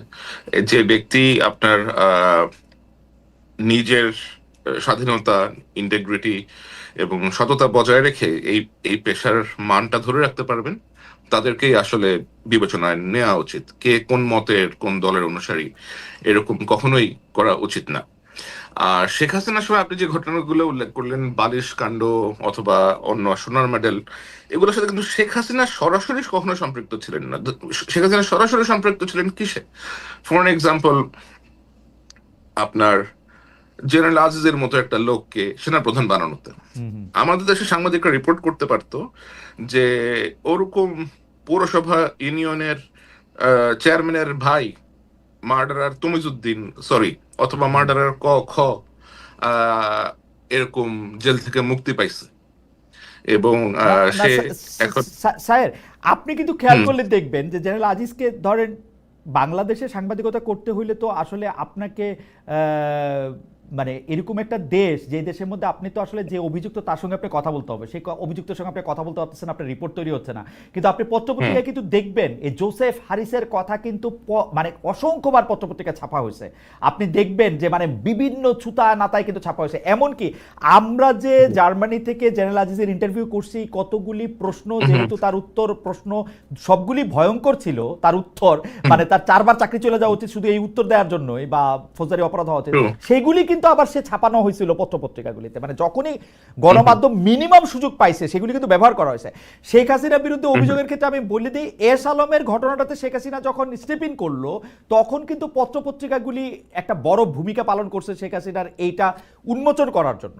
আপনি দেখবেন জুলাই আগস্টের মধ্যে উনি যখন এই ভয়ঙ্কর সিদ্ধান্তগুলি নিতেছে, সবগুলি পত্রপত্রিকা বা বেশিরভাগ পত্রপত্রিকা কিন্তু দাঁড়াইতেছে তার এগেনস্টে, জনমত তৈরি করার জন্যই দাঁড়াইতেছে। যখন সুযোগ পাচ্ছে তখন কিন্তু দাঁড়াইতেছে। এই ডিউ ক্রেডিটটা আমরা দিমু কিনা সেইটার হচ্ছে কথা, মানে নাকি আমরা এখন দেখেন আপনি যে 2014 সালে একটা ইলেকশন হয়েছে, আমাদের 2018 সালে একটা ইলেকশন হয়েছে, সেই ইলেকশন করার সময় গণমাধ্যম আসলে কতটা স্ট্রং ভূমিকা রেখেছিল সেটা কিন্তু আমরা দেখি নাই। হ্যাঁ, কিছু যখন একটা আওয়াজ তুলছি, যখন জিনিসটা সামনে চলে আসছে, তাও আমাদের মতো আপনার যারা দেশের বাইরে ছিল এদের হাত ধরে, তখন জিনিসটা নিয়ে আপনার আলাপ আলোচনা করা সহজ ইজি হয়ে গেছে, because somebody has brought it to the light. But deliberately নিজের থেকে, যেমন ধরেন এসালমের নিয়ে যে এত কাণ্ড হলো, এসালমের মাধ্যমে যে ইসলামী ব্যাংকটা দখল করা হয়েছে রাষ্ট্রীয় আপনার গোয়েন্দা সংস্থা ব্যবহার করে, এটা তো প্রথমে রিপোর্ট করেছে আপনার দ্য ইকোনমিস্ট। এরপরে দেশের কয়েকটা পত্রিকা তাও চেষ্টা করেছে, কিছু জায়গা থেকে নিউজটাকে নামিয়ে নেওয়া হয়েছে। যেমন বিএনপির সালাউদ্দিন সাহেব, ওনাকে দেশের একটি সংস্থার র্যাব নিয়ে গিয়ে তাকে পিক করে আপনার বর্ডার অপর সাইডে গিয়ে ছেড়ে দিয়ে আসছি। একটা পত্রিকা ছাড়া, নিউ এজ ছাড়া, সাংবাদিক মুক্তাদির রশিদ এবং ডেভিড বার্গম্যান ছাড়া এটা নিয়ে এত এক্সটেন্সিভ রিপোর্ট আর কেউ করতে পারে নাই। ডেভিড বার্গম্যানের পক্ষে বাংলাদেশে থাকা পসিবল হয় না, মুক্তাদির রশিদকেও বিভিন্ন জায়গাতে ডেকে ডেকে নিয়ে গিয়ে হেনস্থা করা হয়েছে। সুতরাং আপনি যদি বলেন যে সবাই রাইট কাজটা করছে, সবাই আসলে না, রাইট কাজটা না, করে না, না। মানে- আপনি আরেকটা জিনিস খালেদ বেকরি চিন্তা করেন যে আমাদের দেশের পপুলেশন হচ্ছে 180 কোটি। 180 কোটি দেশের জনসংখ্যার মধ্যে থেকে 18 কোটি, 180 সরি মিলিয়ন, 180 মিলিয়ন, লাইক 18 কোটি। রাইট। 18 কোটি মানুষের মধ্যে, 18 কোটি মানুষের মধ্যে আপনি দেখবেন যে আপনি হাতে গুনতে পারবেন অ্যাকচুয়ালি 20 থেকে 25টার মতো হয়তো সাংবাদিক আছে যারা গত 15 বছরে এক এক এক্সাক্ট কাজটা করার চেষ্টা করেছে, সামহাও দেশে থেকে হোক দেশে বাইরে থেকে হোক। এই যে হাজার হাজার সাংবাদিক রেজিস্টার্ড আছে আপনার, এই ইউনিয়ন, ডিআরইউ বলেন, কত কমপক্ষে 100টার মতো ইউনিয়ন আছে। এরা কি কাজটা করছে সংঘবদ্ধভাবে? এডিটর্স গিল্ড বলেন, এডিটর্স এই বলেন, প্রতিটা সংগঠন আমরা এটা একদম মুখস্থ বলতে পারি যে এবারে যারা সংগঠন করে করছে তাদের প্রধান কাজই ছিল সরকার প্রধানকে আসলে, যেটিকে আমরা তেলবাজি বলতেছি, গিয়ে ওইখানে গিয়ে আপনি মা, আপনি বাবা, আপনি আমাদের সব, আপনি আমাদের সোনামণি, এগুলা কি সাংবাদিকদের ভাষা হওয়া উচিত? না, একেবারে উচিত না, একেবারে উচিত না। আমি এই ব্যাপারে আপনার সাথে শতভাগ একমত। আমি একটু কাজে যেছি, এবং এই ফোরামগুলো যদি স্ট্রং হইতো, এই ফোরামগুলোর যদি একটা শক্ত পদক্ষেপ নিত, তাহলে তো আর এরকম হতো না। ফোরামগুলো যদি সাংবাদিকদের মধ্যে সাহসে সঞ্চার করার চেষ্টা করতো, রাইট, তাহলে তো আর নিশ্চয়ই এমন হতো না। আপনি ডিজিটাল সিকিউরিটি কেস দিতে পারেন একটা সাংবাদিকের নামে, আপনি 1000 সাংবাদিকের নামে দিতে পারবেন ডিজিটাল সিকিউরিটি কেস একসাথে, সেটা তো আপনি করতে পারবেন। আচ্ছা, এটাতে একটু কাজী সিনহার মন্তব্য একটু শুনি। আমাকে যদি মনে হইতে থাকে, আমি একটু মাঝখানে বলে দিই, মানে দর্শকরা তো এত দ্রুত অনেক সময় সিদ্ধান্ত চলে আসে না, এবং বিভিন্ন জায়গা থেকে কেটে কেটে এটা মধ্যে বলেন। আমার কিন্তু মনে হয় গত 15 বছরে আমরা সবচেয়ে বেশি যে জায়গায় ফেল করছি সেই জায়গাটার নাম সাংবাদিকতা। সাংবাদিকদেরকে যদি আমি পরীক্ষার খাতা দেখতে নাম্বার দিতাম, আমি 10-এ অন্য সাবজেক্টে নাম্বার কেটে দিতাম, মানে শূন্য তো দিতামই। আমার স্যার যেমন আমি অঙ্ক কম পারতাম বলে সেটাতে তো শূন্য দিত, ইংরেজি থেকেও 2 নাম্বার কেটে দিত, ওরকম অন্য জায়গা থেকেও আমি 2 নাম্বার কেটে দিতাম। আমার অবস্থান সেটা। কিন্তু ঘটনা হচ্ছে বর্তমানে আমরা যে সাংবাদিকতার যে জায়গাটাতে আসি সেই জায়গাটা থেকেও যদি একটু বলেন যে এইটারই ধারাবাহিকতায় আর কি আমার অবস্থান। কিন্তু মানে আমি কিন্তু আপনাদের সাথে একদম একমত, সাংবাদিকতা আমাদের ব্যর্থতা নিয়ে, সম্মিলিত ব্যর্থতা নিয়ে আমি একদম একমত। না, আপনি যেহেতু একমত তাহলে আমার অ্যাড করার কিছু নাই। যে আপনি নিজেই জানেন যে প্রশ্ন নয় প্রশংসা করতে এসেছি, সেই বিখ্যাত টার্ম নতুন করে অ্যাড করার কিছু নাই। আমাদের মনে রাখা উচিত কিশোরের কথা, মুশতাকের হত্যার কথা, সেই সাংবাদিকদের কথা আমাদের মনে রাখা উচিত, সাংবাদিকদের গুম করা হচ্ছে সেই কথাগুলো মনে রাখা উচিত। আর সংবাদ মাধ্যমে একটু অ্যাড করি শুধু, সেটা হচ্ছে যে খুব অল্প বিস্তর যে সমালোচনাটা করলে সহ্য করবে, কিছু না সমালোচনা করলে তো টেকা যাবে না, সেরকম একটু সমালোচনা করেই কিন্তু হয়েছে। মূল জায়গাগুলোতে অ্যাটাক করে যে জায়গাটা আসলে তুলে আনা দরকার সে কাজগুলো করা হয়নি। আয়নাঘরের কথা মানুষ জানা সত্ত্বেও কিন্তু আনতে পারেনি, কোনোভাবে ইনিয়ে বিনিয়েও আনতে পারে নাই। এখন সাংবাদিকতার কথা যদি বলি যে আমরা আসলে এখন কেমন আছি, আমার তো মনে হয় যে মূল জায়গাটাই তো নষ্ট হয়ে গেছে। তো মূল জায়গাটা যখন নষ্ট হয়ে গেছে, এটা ঢেলে সাজানো ছাড়া তো সুপারফিশিয়াল যাই হবে সুপারফিশিয়াল। আপনি উপর থেকে একজন ব্যক্তি পরিবর্তন হলে, দুজন ব্যক্তি পরিবর্তন হলেই তো হবে না, পুরো সিস্টেমটাই তো করাপ্ট।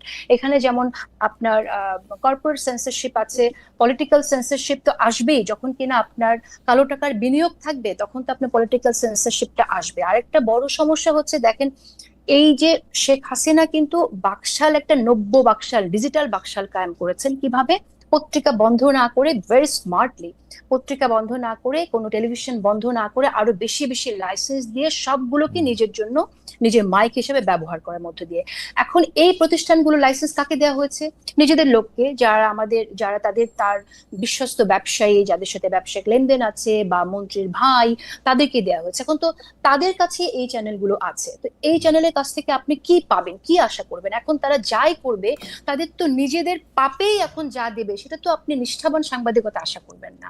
সিদ্ধান্তগুলো তো আসবে আপনার নিজেদের ভুল থেকে, আতঙ্ক থেকে, ভয় সেখানে থাকবেই। সুতরাং আমার মনে হয় যে এটা যদি আমরা বলি যে এটা একটু আপনি ইলাবোরেট করবেন কিনা, কারণ এই জিনিসটা আমরা শুরু হয়েছে দেখছি যে বিএনপির আমল থেকে, মানে বিএনপির আমল থেকে না বলে যখন আসলে মানে 21 টিভি লাইসেন্স দেওয়া হলো, তারপরে যখন চ্যানেল আই লাইসেন্স দেওয়া হলো, এগুলি আওয়ামী লীগের আমলে দেওয়া হয়েছে, তারপরে যখন বিএনপি আসলো, বিএনপি কিন্তু পরপর বেশ কয়েকটা টিভি লাইসেন্স তাদের দলের লোকদেরকেই দিছে, একদম যারা তাদের ব্যান্ড ওয়াগন বাজাবে খুব সুন্দর করে তাদেরকেই দিছে। এবং তাদের কেউ কেউ লাইসেন্স কিন্তু আওয়ামী লীগ আমলে রয়েও গেছিলো। আপনি জানেন যে এনটিভি, বাংলা ভিশন, বৈশাখী, সেগুলি কিন্তু রয়েও গেছিলো। এনটিভি, বাংলা ভিশন তারা একই মালিকানায় থাইকাও, মালিকানাটা কেন গুরুত্বপূর্ণ না সেটা আমি বলি, একই মালিকানা থাইকাও তারা শেখ হাসিনার আরও বেশি চামচামি করছে। এমনকি আওয়ামী লীগের মালিকানার টিভির চেয়েও বেশি চামচামি বিএনপির আমলের থেকে, বিএনপির যে মালিকানা ছিল সেগুলির থেকে আমরা দেখছি। তো এইটারও আপনি আসলে এটা কেমনে কেমনে দেখেন? মানে মালিকানা তো আসলে এখানে বিষয় না, এখানে হচ্ছে ক্ষমতা। জি বলেন। মালিকানাটা বিষয় না, কিন্তু মালিকানাটাও আবার বিষয়। কারণ হচ্ছে যে আপনার যখন এখানে একজন ব্যবসায়ী কালো টাকা নিয়ে আসবে তার ব্যবসা রক্ষা করার জন্য, সে তো তখন মিডিয়াটা তার ব্যবসা হিসেবে ব্যবহার করবে না, সে তো এটাকে অস্ত্র, ওয়েপন হিসেবে ব্যবহার করবে। সুতরাং এখানে মালিকানাটা ব্যাপার। আপনি আর যে চ্যানেলের কথা বললেন, প্রত্যেকটা চ্যানেল, যেমন আমি বাংলা ভিশনের কথা নিয়ে এসেছেন, বাংলা ভিশন চ্যানেলটা কিন্তু আমার জন্য যে পরিমাণ তারা নিয়েছে, টেনশন নিয়েছে, চ্যানেলটা বন্ধ হয়ে যেত যদি, আমাকে তো তারা টানা একটা বছর থ্রেট দিয়েছে শো বন্ধ করার জন্য, তাদের পক্ষে কথা বলার জন্য। যখন আমি কোনোভাবেই রাজি হই নাই, তখন কিন্তু তারা চ্যানেলটা বন্ধ করে দিত, শুধুমাত্র চ্যানেলটা বাঁচানোর জন্য শেষ পর্যন্ত আমার শোটা স্যাক্রিফাইস বন্ধ করে দিতে হয়েছে, এবং আমি দিয়েছি সেটা সেই সময়। সুতরাং এরপরে তারা টিকে থাকার জন্য কি করেছে, আমি এত মানে সূক্ষ্মভাবে অবজার্ভ করিনি তখন কি করেছে, কিন্তু ডেফিনেটলি প্রতিবাদ করা উচিত ছিল। আমি আবারও বলবো যে একজন প্রতিবাদ করলেই আসলে, এক জায়গা থেকে প্রতিবাদ করলেই হয়, শুরু হয়ে যায়। কারণ সবাই যদি একই জায়গায় যেতে থাকে তখন কিন্তু মানুষ, মানে আমার কাছে শাসকরা আর ওই কাজটা করতে পারে না, ঐক্যবদ্ধ হয়ে থাকা। আমার মনে হয় যে আপনার বক্তব্যের সাথে আমি একমত, কিন্তু আমার অভিজ্ঞতাটা যেহেতু একটু আলাদা, সেজন্য আমি বলি যে আমি এরকম শুনতাম যে ডিজিএফআই উমুককে নিতে মানা করছে, আমি নাম ধরে বলি কারণ এগুলি সব ইউটিউবে আছে, যে আসিফ নজরুলকে নিতে মানা করছে, সায়ন্তকে নিতে মানা করছে। আমি যেইটা শুনতাম মানা করছে, বাজারে গিয়া ওই লোককেই আমি নিতাম, ওই লোককে আমার অনুষ্ঠানে ডাকতাম, ওইখানেই তার সাথে আমি কথা বলতাম। আমি জীবনে কোনোদিন ডিজিএফআই আমাকে কোনো ফোন করে নাই, জীবনে কোনোদিন। আমাকে কোনোদিন আমার কোনো মালিক আমাকে জীবনে কোনোদিন বলে না যে তুমি এই অনুষ্ঠানগুলিতে ইউটিউবে আসে, আমারে কোনোদিন বলে না যে এইটা তুমি করতে পারবা না। সো আমি এটা না, মানে এইটা আমি, মানে আমি কি বলবো, আপনার তাহলে শক্তি অনেক বেশি ছিল সেই তুলনায়, আমি হয়তো অনেক দুর্বল আমি জানি না, ছিলাম। আমি একজনকে আমি নিশ্চয়ই আমি দুর্বল ছিলাম। কারণ হচ্ছে আমি একটু বলি এখানে, সেটা হচ্ছে আমার যখন কোনো কাজ নাই, আমি মাসের পর মাস, বছরের পর বছর এখানে যাই সেখানে যাই আমাকে একটা কাজ দেওয়ার জন্য, তখন আমি একজনকে বলেছিলাম যে সে তো বলতে পারে, আমি একটু বললে তাদের সমস্যা কি, তখন বলেছে তার শক্তি অন্য জায়গায়। এই কথাটা কিন্তু আমি শুনেছিলাম, আমি নাম উল্লেখ করছি না। সুতরাং আমি বলছি আমি জানি না আমার শক্তি বলতে আমি এটা বুঝি যে আমার কোনোদিনই কোনো সরকারের কাছে গিয়ে চা কফি খাইতে হয় নাই, আমারে কোনোদিন ডিজিএফআই ইফতারে গিয়ে বসে থাকতে হয় নাই। আমার শক্তির জায়গা আমি বুঝি যে আমার একটা থানার ওসি বদলানোর ক্ষমতা ছিল না, ওইটাই আমার শক্তি। দ্যাটস ওয়াই আমি কোনোদিন, যেহেতু পাওয়ারফুল ছিলাম না, সেহেতু আমি কোনোদিন পাওয়ারহীন হই নাই আর কি, এইটা আমি বুঝি। ওসি বদলানোর শক্তি ছিল কিনা সেই জায়গাটা আমি প্রেস ক্লাবে গেলে এই গল্প শুনতাম যে মানে সাংবাদিকরা ফোন করলে নাকি ওসি বদলায় যায়। আমি প্রেস ক্লাবে গেলে আমিও শুনেছি, কিন্তু সেই প্র্যাকটিসটা কোনোদিন আমিও করিনি, কখনোই না। সো ওটা বলতে চাইছি না, আমি বলতে চাই যেটা, যে সত্যতার সাথে যদি সাংবাদিকতা কেউ করতে চায় তাহলে সে করতেই পারে, কিন্তু তার পাশে মানুষকে থাকতে হয়, প্রতিষ্ঠানকেও থাকতে হয়, সেটা আমি পাশে পাই না। সেই জায়গা থেকে প্রতিষ্ঠানে থাকাটা খুব জরুরি, সেটা খুবই জরুরি। এবং প্রতিষ্ঠানের যদি মালিক হয় আরো পাওয়ারফুল, তখন তার শক্তিটা হয়ে যায় আরো বেশি। হয়তো সেটা আমার ছিল না, সেজন্য আমি হয়তো পারি না। আমি যে টেলিভিশনে কাজ করতাম সেই টেলিভিশনের মালিক ছিলেন সালমান এফ রহমান। সেজন্য আপনার পাওয়ার অনেক বেশি ছিল মনে হয়। আমি সালমান এফ রহমান, আপনাদের মনে আছে 2018 সালে তিনি একজন ফরেস্ট কুকসন বোধহয় একজন জরিপকারী আমেরিকান একজনকে ডেকে এনে তিনি একটা জরিপ করালেন, যেখানে দেখা গেল আওয়ামী লীগের সাংঘাতিক ভালো সম্ভাবনা, 200 নাকি 250 আসন পাবে 2018 ইলেকশনে। আমি ফরেস্ট কুকসনকে ডাইকে আমার টেলিভিশনে কিন্তু জিজ্ঞেস করতেছিলাম যে আপনি যে সালমান এফ রহমানের টাকা নিয়ে এটা করলেন, এটা যে একটা কনফ্লিক্ট অফ ইন্টারেস্ট হয়েছে, কারণ উনি এখন ইলেকশন করতেছেন, এটাকে আপনি বোঝেন? That I could do. এখন খালেদ ভাই, now I will have to step in. আমি তো শুনলাম এতক্ষণ সালমান এফ রহমান কে actually, what he does, okay, তার কাজটা কি? He is a power broker, he does behind the scene many activities which suggest that he has very deep entrenched connection with deep state. তার কাজই হচ্ছে এগুলা করা। সে সামনে একটা কাজ করবে, পিছনে আরেকটা কাজ করবে, আর আপনাকে যে সে যে ফ্রিডমটা দিয়েছে সেটা দিয়ে সে বলবে যে আমি তো প্রেস ফ্রিডম এনশিওর করেছি, দেখো আমার টিভিতেও নিয়ে যাওয়া হয়। এগুলা হচ্ছে সব তার এটা নিয়ে আমি দ্বিমত করব না, কারণ উনি যখন এমপি হয়েছে কিভাবে বিএনপি নেতার মেয়েকে বিয়ে করে, কেন করে তারা, এই যে আমি আপনাকে দেখতে পারি না, আমরা সম্পর্ক করতেছি কি আপনার অপোজিশন পার্টির সাথে, so that you can have access to everywhere. এবং এভাবে কিন্তু এই ব্যক্তিগুলো এভাবে এই কার্ডগুলা খেলে আসছে বছরের পর বছর।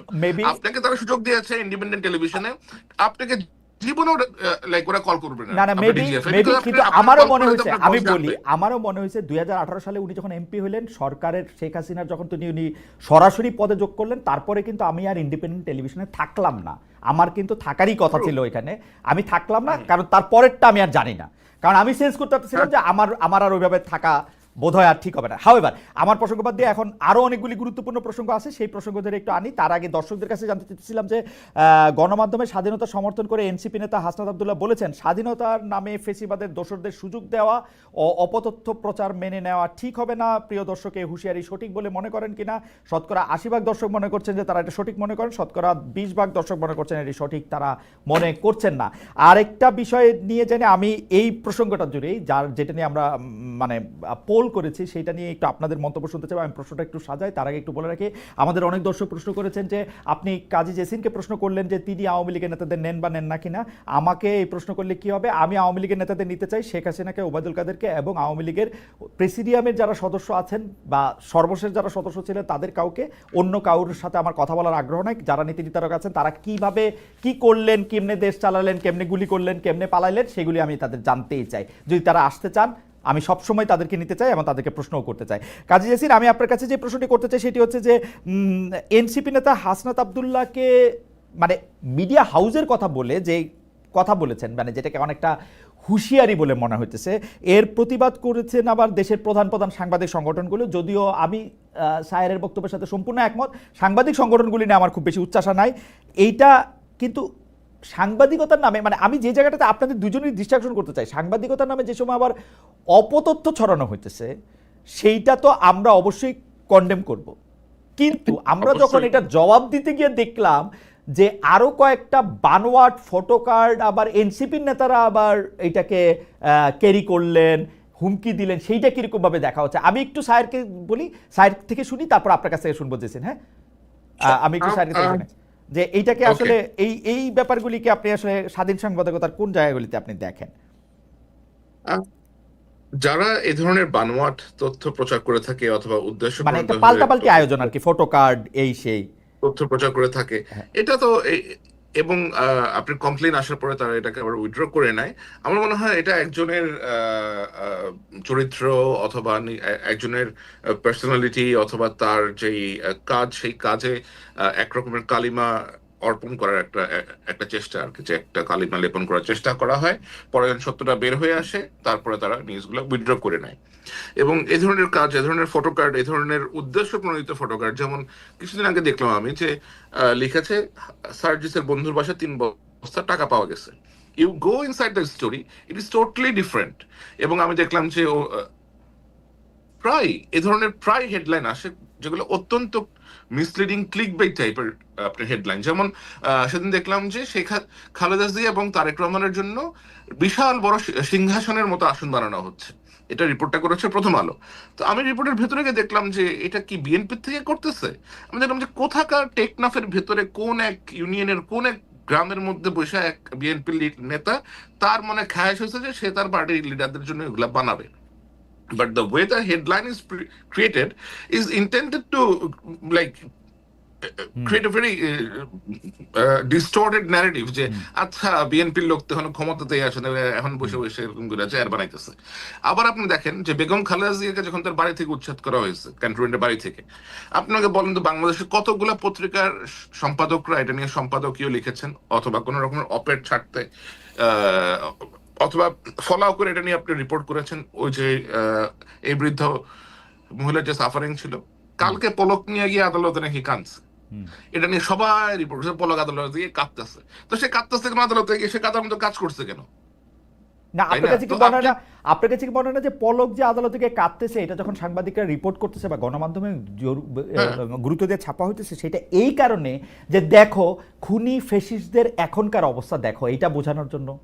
এটা তো তারে খুশি করার জন্য না মনে হয় আমার। আমি পড়ে তো এটাই মনে হইলো, আমার পড়ে তো এইটাই মনে হইলো যে মানে পলকের কি দুরবস্থা এটা দেখো, যে এই হয় এই হয়। তাহলে লাভটা হইলো কি? একটা হচ্ছে ফ্যাসিস্টের ভয়ে আপনি নতজন হইয়া তখন একজনের একটা বয়স্ক মহিলার কষ্টের কথাটা তুলতে পারলেন না, আর এখন ফ্যাসিস্ট কেন সাফার করতেছে এটারে আপনি ফলো করে দিতেছেন, আবার এটাকে কেউ কেন না, মানে এই হয় মানে দুষ্টের ক্ষয় শিষ্টের জয়, এটা দেখানোর জন্য। সেটা তো কেউ লিখে না। এই যে আপনি যে কথাটা এখন বললেন দুষ্টের ক্ষয় শিষ্টের জয়, কেউ কিন্তু এই শিরোনামটা করে নাই। বলছে যে আদালতে দাঁড়িয়ে অপলক কাঁদলেন পলক। আরে ভাই তুই এটা লেখ যে পাপের ফসল এখন সে ভোগ করতেছে, এটা কিন্তু কেউ লেখে নাই। লিখে কিন্তু আমি কিন্তু পড়ি যে ভিতরে টোনটা এটাই থাকে যে এক সময়ের প্রতাপশালী এইসব শব্দটা তো ব্যবহার করে, মাঝখানে ব্যবহার করে, ইন্টারনেট বন্ধ করে দিছিল, এগুলি ব্যবহার করে, আমি দেখছি করে। এক্স্যাক্টলি। আরেকটা হচ্ছে যে ইন্টারনেট যে বন্ধ করছে, ইন্টারনেটটা অ্যাকচুয়ালি কি বন্ধ করছে? ইন্টারনেট কি পলক সাহেব নিজের থেকে ইন্টেনশনালি বন্ধ করছে? তারা তো কেউ অর্ডার দিছে। তো তার নামটা আসে না কেন যে শেখ হাসিনা যে অর্ডার দিছে? এবং আমি এমন বিষয় শুনেছি যে শেখ হাসিনা এটা নিয়ে মজা করতেছেন যে করে তো দিছে বন্ধ, আমার আসার আগে আমি লাইক আমরা তো নামাইতে চাই, এরপরে যে সরকার আসবে সে এসে ইন্টারনেট চালু করবে, থাকুক ইন্টারনেট বন্ধ, এরকম কথাবার্তা সে বলছে, রেকর্ডের মধ্যেই বলছে এগুলো সে। ওকে, আমি আমি আমি একটু কাজিয়াসিনের কাছে যাই যে এই যে পাল্টাপাল্টি ফটো কাটগুলির আবার শেয়ার করা, এই অপতথ্য দিয়ে অপতথ্য মোকাবেলা করার চেষ্টা করা, সেটাকে আপনি কিরকম দেখেন? আর দর্শকরা আপনার কাছে একটু প্রশ্ন করেছেন যে খালেদ আপনি 10-10 দিয়েছেন, কাজী জেসিন আসলে এখনকার সাংবাদিকতাকে কত নম্বর দিবেন এটা তার কাছে জিজ্ঞেস করবেন, আমার কাছেও জানতে চাইছেন। আমি এখন 1-2 দিতে পারি। তারপরে হচ্ছে আমার প্রশ্নটা হচ্ছে যে এই যে সাংবাদিকতার নামে যে অপতথ্য ছড়ানো হচ্ছে, এইটা শুধু এনসিপির নেত্রীদের বিরুদ্ধে নয়, সামগ্রিকভাবে নারী ও শিশুদের নামেও আমরা এগুলি অনেক সময় দেখি, অমর্যাদা অবমাননা করে এটা দেখি। এই অপসাংবাদিকতা প্রতিরোধে কি সাংবাদিক সংগঠন বা সাংবাদিক নেতাদের আমরা সোচ্চার দেখি না কেন? এইটার কারণ কি? মানে এই সরকারের সময় আইসাও আর এই অপতথ্য দিয়ে অপতথ্য মোকাবেলাকে আপনি কিভাবে দেখেন? না, অপতথ্য দিয়ে তো অপতথ্য মোকাবেলা করা যায় না। অপতথ্য তো একটা মানে কোনোভাবে অ্যাকসেপ্টেবল না। সে অপতথ্যকে আবার মোকাবেলা করার জন্য আপনি যখন অপতথ্যকেই ব্যবহার করেন তখন তো আসলে অপতথ্যেরই জয় হয়ে যাচ্ছে। এটা অ্যাবসলিউটলি আনঅ্যাকসেপ্টেবল। আর আমার মনে হয় যে এখানে আসলে সংবাদ মাধ্যমের ক্ষেত্রে আমি বলবো যে ইউনিয়নে যারা আছেন তাদের আসলে ঐক্যের প্রয়োজন, মানে ঐক্যবদ্ধভাবে কাজ করা প্রয়োজন, যেটা আমার মনে হয় যে এখন আগের চেয়ে একটু হলে দেখা গেলেও তাদের আরো ভাবা উচিত যে গণমাধ্যমে যারা কাজ করছে তাদের সততার সাথে কাজ করার জন্য কি ধরনের এনভায়রনমেন্ট করা দরকার। কারণ গণমাধ্যমে আমরা দেখছি যে বিভিন্ন প্রতিষ্ঠানে বিভিন্ন রকম অবস্থা। আসলে কোনো প্রতিষ্ঠানে এতই সাংবাদিকরা আছে যারা বিভিন্ন সময় আওয়ামী লীগের অনেকের কাছে সুবিধা নিয়েছে এবং আওয়ামী লীগের পারপাস সার্ভ করেছে, তারা একরকম আতঙ্কের মধ্যে আছে। তো একটা মানুষ যখন আতঙ্কের মধ্যে থাকবে তখন এরকম একটা কাজ সে কিভাবে সততার সাথে যে কাজটা করতে হয়, নিষ্ঠার সাথে যে কাজটা করতে হয়, সে কিভাবে করবে? সেটা তো প্রবলেমেটিকই হবে। তো ওই জায়গা থেকে আমার মনে হয় যে তাদের এনভায়রনমেন্টটা ক্রিয়েট করা দরকার। যারা আসলে আওয়ামী লীগের সাথে একসময় ছিল তারা যদি অনুতপ্ত হয়ে থাকে এবং তারা যদি আসলে সৎ সাংবাদিকতা করতে হয়, তাদেরও এক ধরনের ট্রেনিং এর মধ্যে দিয়ে যাওয়া আমার মনে হয় নেওয়া প্রয়োজন নতুন করে। সুতরাং সেই জিনিসটা না করে আপনার যে আমি আবারও বলছিলাম সুপারফিশিয়াল কোনো কিছু হলে সেই প্রবলেমটা অবশ্যই থাকবে আর কি। আর এই যে যে প্রসঙ্গটা আপনি আনলেন, স্যারও বললো যে সার্জিসের বাসায় কার্ড পাওয়া গেছে, টাকা পাওয়া গেছে, এরকম একটা কার্ড দেখলাম আমরা। এরকম কার্ড শুধু এটা না, আপনি অবাক হয়ে যাবেন, আপনি নিশ্চয়ই নিজেও দেখেছেন যে প্রতিষ্ঠিত গণমাধ্যম, জনপ্রিয় গণমাধ্যম গুলোতেও এত বেশি আপনার নিউজ আপলোড করা হচ্ছে, যত দ্রুত আপলোড করা হচ্ছে তত দ্রুত আবার সেটাকে আপনার নামিয়ে ফেলা হচ্ছে, সরিয়ে ফেলা হচ্ছে উইদাউট গিভিং এনি রিজন যে এই কারণে আমরা খবরটা রাখলাম না। এক্স্যাক্টলি। সো এই যে একটা প্রবণতা, এটা অত্যন্ত ব্যাড মেসেজ, এটা খুবই খারাপ একটা মেসেজ দিচ্ছে, এটা আমাদের জন্য অত্যন্ত খারাপ। প্রত্যেকটা প্রতিষ্ঠানে যারা কাজ করছে আমি মনে করি তাদের নিজেদের মধ্যে কথা বলা দরকার যে কেন এই কাজগুলো হচ্ছে, তাদের নীতি ঠিক করা উচিত, সাংবাদিকতার যে নীতি, তাদের যে প্রিন্সিপাল ঠিক করে ট্রেনিং এর মধ্যে দিয়ে নতুন করে তাদের ভাবা উচিত। সাংবাদিকতার নীতি এবং ট্রেনিং এর কথা আপনি বলতেছিলেন, কিন্তু আমরা মানে এই জায়গাটাতে আপনাদের দুজনের কাছে আবার একটু জানতে চাই যে সাংবাদিকতা কিন্তু ট্রায়াল অ্যান্ড এররের মধ্যে দিয়েই আসলে এগিয়ে চলে। যদি সাংবাদিকরা প্রতিদিন একটা করে পরীক্ষা দেয়, সেটা সংবাদ মাধ্যমের ক্ষেত্রে প্রতিদিন, আর যদি মানে ব্রডকাস্ট মিডিয়ার ক্ষেত্রে আপনি দেখেন তাহলে প্রতি ঘন্টায় প্রতি মিনিটে তারা পরীক্ষা দেয়। তারা যদি চুরি করে, বাটপারি করে, বায়াস করে, তাদেরকে কিন্তু জনগণ প্রত্যাখ্যান করে। কিন্তু মানে এই যে সারাক্ষণ ক্ষমতার জায়গা থেকে সাংবাদিকতাকে বা গণমাধ্যমকে সবক দিতে থাকা, আপনারা এটা ঠিক করে নেন, নাইলে কিন্তু আপনাদের এই পরিণতি হবে, অমুক 3 জনকে চাকরি থেকে বাদ দিতে হবে, তুমুক জন এটা ভালো করতেছেন, সেইটাকে আপনারা আসলে কেমনভাবে দেখেন? সর্বশেষ একজন উপদেষ্টা এরকম বলছেন, শব্দের খেলাটার ভণ্ডামি কবে বাদ দেবেন আপনারা? প্রথম আলোর একটা রিপোর্ট নিয়ে তারা এই কথা বলেছেন, বিবিসি রিপোর্টের অনুবাদটার ক্ষেত্রে কেন এটা অনুমোদন শব্দটা ব্যবহার করা হলো, অর্ডার না, সেই জন্য এরকম বলতেছেন। এইগুলির আপনারা আসলে কীভাবে দেখেন? কাজী জেসিন যদি একটু বলতেন যে সরাসরিভাবে যে ভাই যদি এই পত্রিকা ভালো না লাগে, এই টেলিভিশন ভালো না লাগে, ইউ বেটার আপনি এটা দেখেন না, আপনি এটা পড়েন না। মানে বাংলাদেশে তো এখন আর ক্ষমতার জায়গা থেকে কেউ আপনাকে এটা করতে বাধ্য করতে পারবে না। সেই জায়গাটা থেকে আপনারা এটা কিভাবে দেখেন যে একটা হুমকি বা ওকে, এখন আমরা আমরা আসলে এই প্রসঙ্গ বেশ কয়েকবার এটা এসেছে যে সরকারের দিক থেকে কখনো কাউকে এরকম হুমকি দেওয়া হয়েছে কিনা, কারো চাকরিচ্যুতির জন্য, কাউকে সরিয়ে দেওয়ার জন্য কোনো রকম আদেশ বা অর্ডার এরকম ভাবে এসছে কিনা সরকারের দিক থেকে, আমি এটা প্রশ্ন করেছিলাম। আমি কিন্তু উত্তর পেয়েছি যে না, এটা করা হয়নি। এবং আমি এটা তো আমরা জানি যে সরকার কখনোই বলে না হ্যাঁ আমরা এটা করেছি। সো আমি একটু ভেরিফাইও করার চেষ্টা করেছি। আমার কাছে এরকম তথ্য আমি পাইনি যে সরকার থেকে তাদেরকে কাউকে এরকম বলেছে তুমি তাকে স্যাক করো বা এই নিউজটা নামিয়ে ফেলো, এরকমটা আমি এখন পর্যন্ত প্রমাণ পাইনি। কেউ যদি পেয়ে থাকে আমি সাধুবাদ জানাবো আমার সাথে শেয়ার করার জন্য। আর হচ্ছে যে গণমাধ্যমে সরকারের গণমাধ্যমকে কি বলবো, আপনার গণমাধ্যম যে ফ্রিলি কাজ করছে সেটার জন্য একটা ব্যাপার, যেখানে সরকারের সাথে যে সমঝোতাটা হওয়া দরকার। আপনি যে মেসেজটা আপনি আমাকে এখানে দিলেন যে একজন একটি সংবাদ নিয়ে কথা বলেছে, আমার মনে হয় যে এখানে কমিউনিকেশন, কানেকশন একটা ব্যাপার। এমন একটা সময় আমরা আছি যে আপনার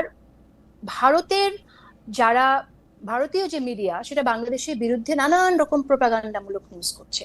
এবং আপনি এখানে আমি একটু উল্লেখ করি, আমার উপর প্রধানতম ক্ষোভ ছিল যে ভারতের সাথে যে চুক্তিগুলো হয়েছিল টিপাই মুখ থেকে শুরু করে সেই সময়, সেগুলো নিয়ে আমি অনেক বেশি কথা বলতাম, আমার প্রোগ্রামে অনেক অ্যানালাইসিস করতাম। এবং সেই সময়টা আমি এরকমও শুনেছি যে অনেকে যারা কিনা এখানে ভালো জায়গায় যেতে চায় তারা ভারতের নীতি নির্ধারকদের সাথে ভালো যোগাযোগ রাখে। তো এই সাংবাদিকদেরই কিন্তু উত্তরসূরিরা এখনো রয়ে গেছে। সুতরাং সরকারের জায়গা থেকে সংশয়ের একটা জায়গা থাকতে পারে। তো আমি মনে করি যে ওইটা যদি হয় তাহলে স্বাধীনতা তো অপার স্বাধীনতা তো আমরা কেউ চাই না। আমরা তো এমন স্বাধীনতা চাই না যেটা আমার সার্বভৌমত্বকে, আমার নতুন বাংলাদেশ বিনির্মাণকে ক্ষতিগ্রস্ত করবে। সেই জায়গা থেকে আমার মনে হয় ট্রাস্টের রিলেশনশিপটা খুব দরকার। আচ্ছা, ওকে, আমি আপনার কাছে আসবো আবার।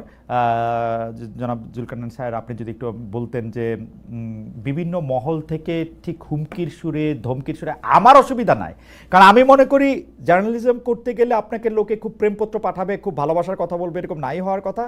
আপনাকে রেগে রেগেই কথা বলার কথা, আপনি কতটা হজম করতে পারেন সেইটাই হচ্ছে আপনার দেখার জিনিস। আমি মোটেও মাইন্ড করি না। আসিম মোহাম্মদ সজীব ভাইয়া এরকমই বলবে, শব্দের খেলার ভণ্ডামিটা কবে বাদ দেবেন আপনারা। জুলকারনাইন স্যার এরকমই বলবে, প্রথম আলো একটা খুব বাজে পত্রিকা, বাজেভাবে এটা করছে, আমার এতে কোনো অসুবিধা নাই।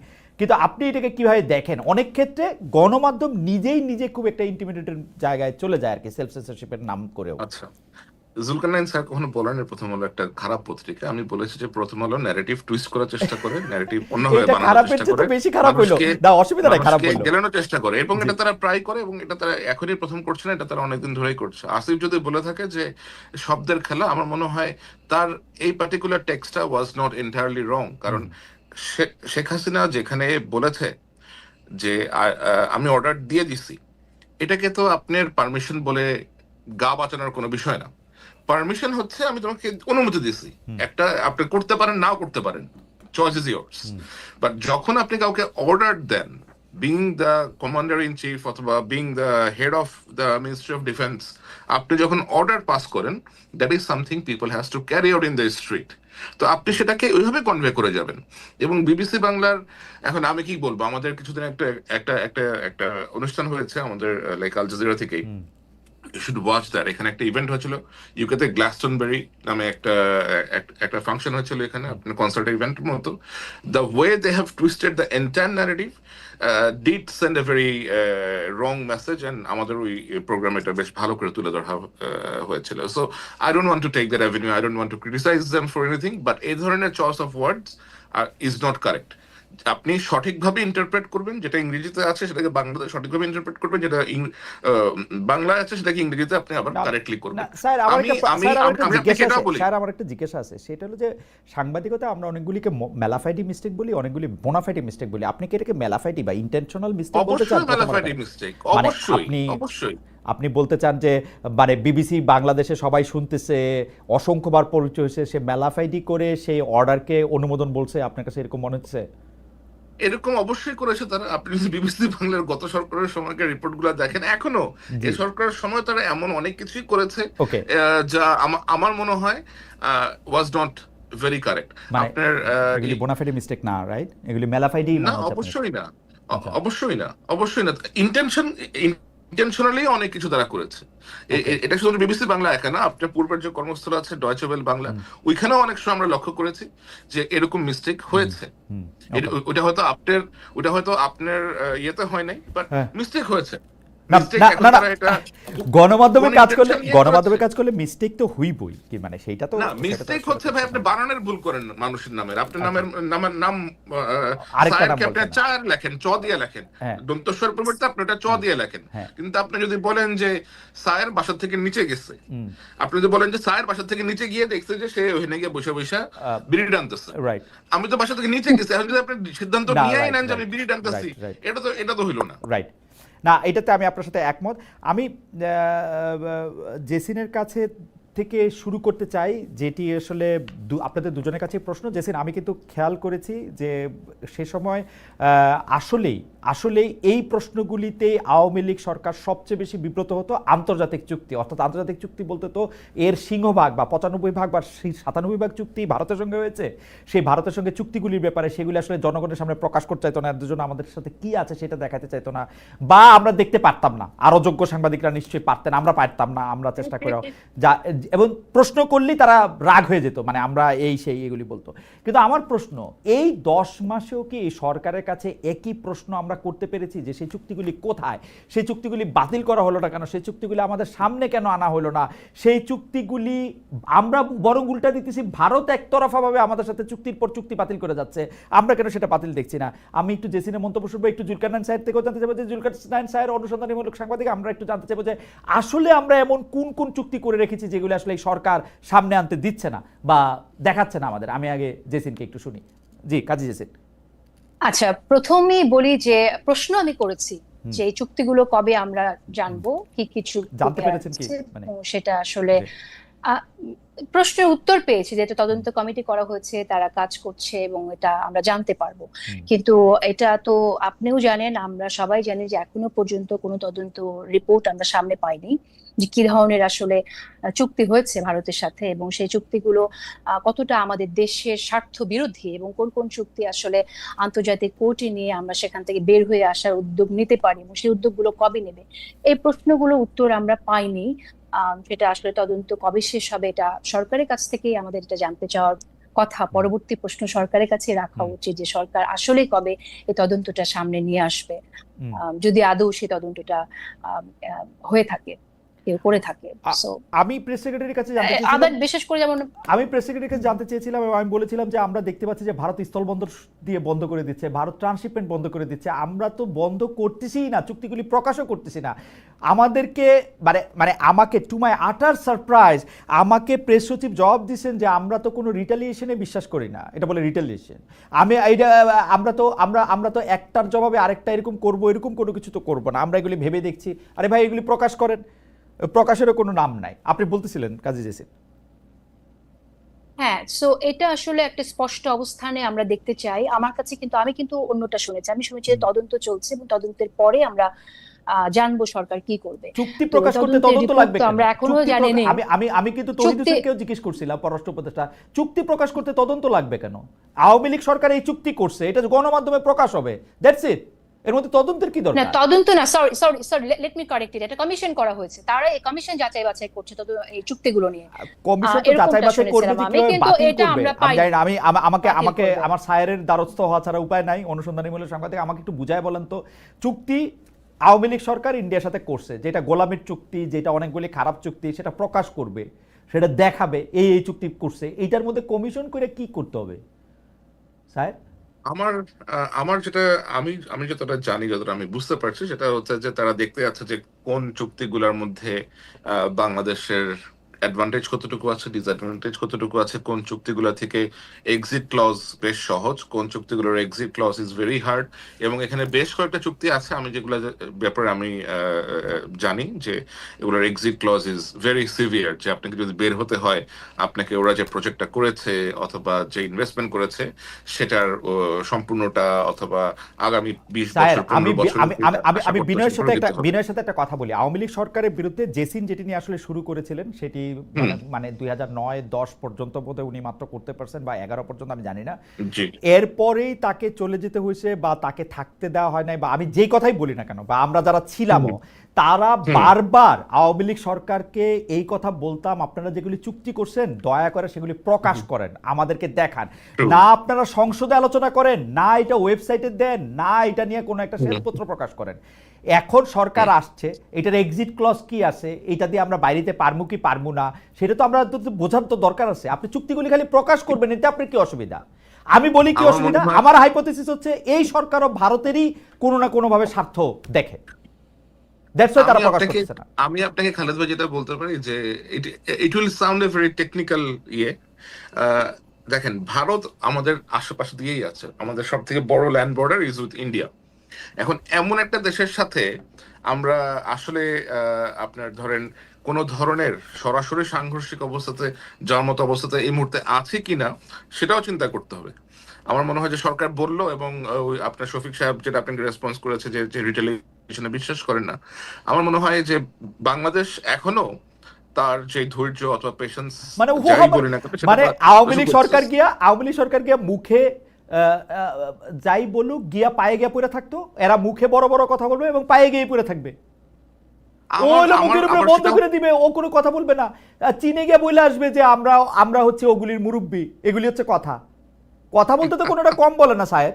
না, কথা বলতে তারা কম বলে না, উইচ ইজ ভেরি ট্রু।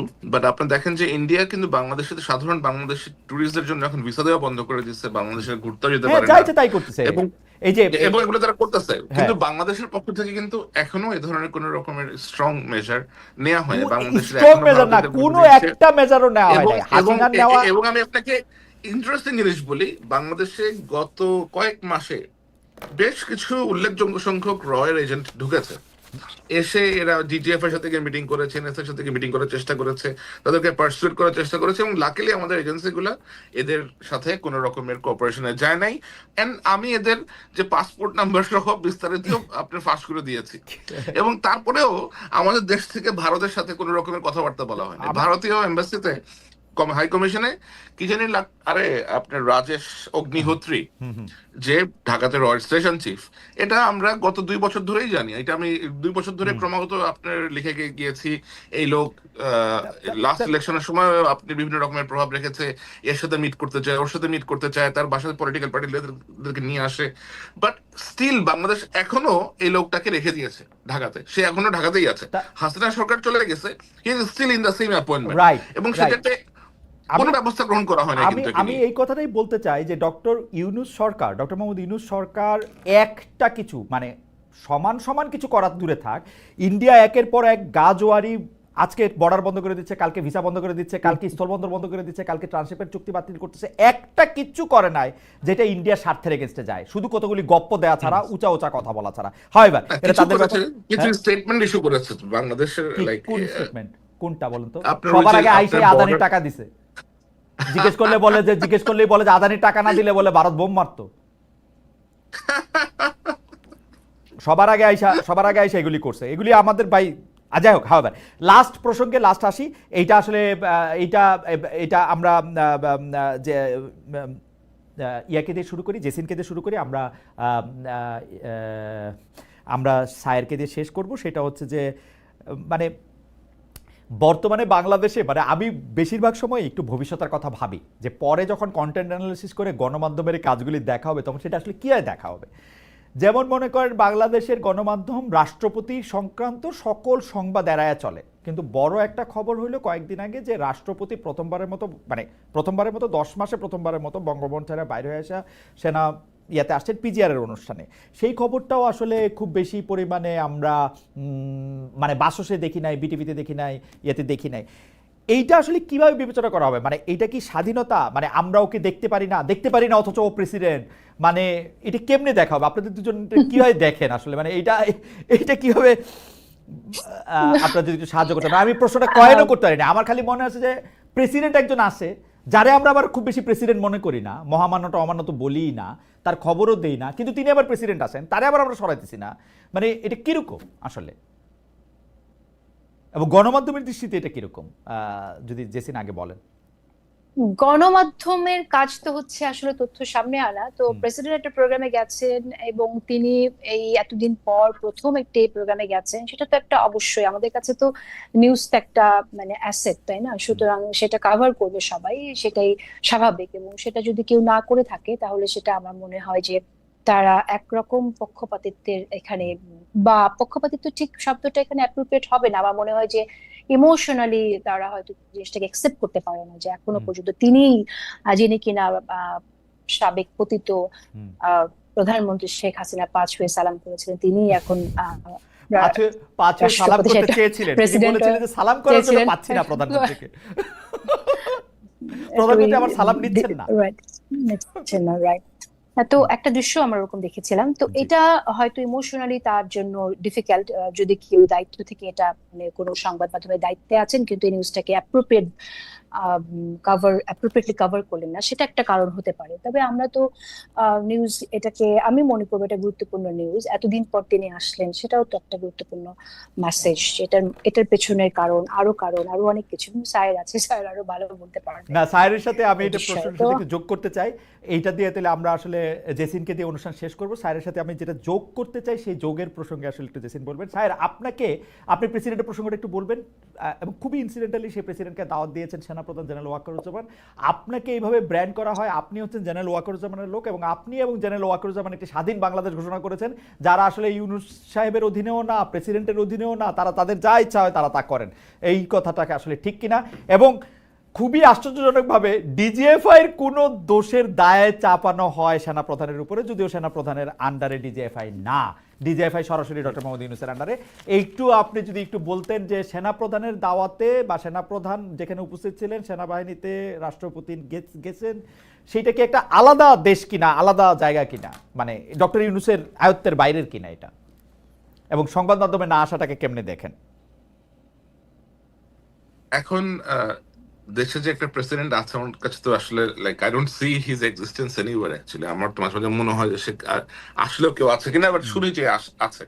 এখন দেশের প্রেসিডেন্ট যদি সেনার প্রধানের বাসাতে যায়, এটা তো মনে হয়, আমি ঠিক জানি না, ক্যান্টনমেন্টে গেছে, বাসায় যায়, ক্যান্টনমেন্টে গিয়ে থাকে। এখন সে তার চিকিৎসা করাতে গেছে নাকি কি কারণে গেছে, আমি আসলে এই জিনিসটার বিষয়ে মাত্রই লাইক আজকে এখন শুনলাম যে সে কবে গেছে। বাট যদি সে ওখানে যায় তাহলে হয়তো কোনো পার্সোনাল কারণে যেতে পারে, অথবা হয়তো সিএম এসে দেখাইতে গেছে, অথবা হয়তো মিলিটারি কোনো, আমার মনে হয় প্রমোশন বোর্ড আসতেছে, না ওটা আরো পরে বোধ হয়, এরকম কোনো হয়তো কোনো কাজে গেছে। এখন এই লোক তো আপনার মিলিটারির সশস্ত্র বাহিনীর সর্বাধিনায়ক বলা হয় তাকে, রাষ্ট্রপতিকে। দেশের যে কনস্টিটিউশন আছে, এখনো আছে, সেটা নিয়ে সেই হচ্ছে আপনার সর্বাধিনায়ক। এখন যদি কেউ এটা আপনার না কভার করে থাকে, তাহলে অবশ্যই এটা আমাদেরকে বের করতে হবে যে এটা কেন তারা কভার করে নাই, নাকি এটা আইএসপি থেকে বলা হয় নাই যে কোন কোন কারণে সে অ্যাকচুয়ালি গিয়েছে। আর সেনাবাহিনীর সাথে আমার সংশ্লিষ্টতা নিয়ে যে সমস্ত গল্প, মুখরোচক আলাপ চলে, এটা তো আসলে আমি বলবো যে এটা খুবই হাস্যকর একটা আলাপ চলে আর কি। কারণ আমি আগেও আপনার সাথে এসে বলেছি যে এই সেনাবাহিনী নিয়ে আমার থেকে বেশি নেগেটিভ নিউজ আর কেউ কখনো করে নাই মনে হয়, ডিজিএফ এর ক্ষেত্রেও সেম। সুতরাং তাদের মুখপাত্র আমি এখন কেন হইতে যাবো? হ্যাঁ, আমি হয়তো এখন একটু কম করতেছি, বিকজ আমি এখন দেখতেছি না যে সেনাবাহিনী কাউকে মেরে ফেলতেছে, অথবা সেনাবাহিনী গিয়ে কাউকে আটকায় ধরে নিয়ে আপনার আয়নাঘরে ঢুকা রাখতেছে। এবং আমি দেখতেছি এই বাহিনীর সদস্যরা আপনার পুলিশের পাশাপাশি দেশের আইন শৃঙ্খলা রক্ষায় যতটা সম্ভব পারলে নিজেদের এখতিয়ারের বাইরে গিয়েও তারা কাজ করার চেষ্টা করতেছে। এদের ছুটি ছাটা ক্যান্সেল হয়ে গেছে, এদের অনেকেই আপনার পরিবারের সাথে দেখা করতে পারতেছে না, অনেকে এক্সস্টেড হয়ে আছে। তো এখনো যদি ক্রমাগত কোনো উল্লেখযোগ্য কারণ ছাড়া আমি সারাদিন এদের বিষয়ে আপনার না আমি আমি ইয়ে আমি করতে থাকি, আমি it will শুধু not look nice. আমি শুধু শেষ প্রশ্নটা করি যে জেনারেল ওয়াকারুজ্জামান কি আসলে ডক্টর মোহাম্মদ ইউনূসের আন্ডার কমান্ডে আছেন, নাকি তিনি একটা স্বাধীন সার্বভৌম সেনাবাহিনী বা স্বাধীন সার্বভৌম সেনানিবাস গঠন করছেন, যে তিনি কারো কথা শুনবেন না ব্যাপারটা? না, এখন সেনাবাহিনীর প্রধান যিনি হন, সেনাবাহিনীর প্রধান তো তার নিজের যেই রাইট আছে সেটার মধ্যেই থাকবেন, এবং উনি যদি ওই ধরনের বেয়ারা টাইপ হতেন তাহলে ততদিন আমরা অন্য রকমের পরিস্থিতি দেখতাম বাংলাদেশে। আমরা তো ওরকম কোনো পরিস্থিতি এখনো দেখছি না বাংলাদেশে। উনি ওনার জায়গাতে আছেন, whenever he feels like, আমার মনে হয় উনিকে দেখা করেন। কিছুদিন আগেও দেখলাম যে দুজন বেশ হাসাহাসি করতেছে কোনো এক ঈদের প্রোগ্রাম, উনি ওনার ওয়াইফ নিয়েও গেছেন ওনার সাথে দেখা করতে। তো যদি এরকম রেশারেশি থাকতো তাহলে নিশ্চয়ই এগুলো হতো না। আর আপনাকে এটাও মনে রাখতে হবে যে ওনার আশেপাশে যত অফিসার আছে, পিজিআর আছে, এখানে এসএসএফ আছে, এরা তো সব বাংলাদেশ সেনাবাহিনী অথবা সশস্ত্র বাহিনীরই সদস্য। তো যদি ওরকম কিছু থাকতো তাহলে নিশ্চয়ই বিষয়টা অন্যরকম হতো, তাই না? অ্যাবসলিউটলি। জেসিন, শেষ প্রসঙ্গ, জেনারেল ওয়াকারের সাথে সরকার প্রধান ডক্টর ইউনূসের একটা দূরত্বের কথা কল্পনা করা হয়, মূলত ডিসেম্বর মাসে ইলেকশন হবে নাকি পরে হবে নাকি জীবনেও হবে না, ডক্টর ইউনূস চিরকাল থাকবেন, ওই প্রসঙ্গটা ধরে বেশি এটা সামনে এসছে। আপনি এটাকে কতটা বাস্তব মনে করেন, কতটা মনে করেন যে গণমাধ্যম বা সামাজিক মাধ্যমগুলির একটা কষ্ট কল্পনা?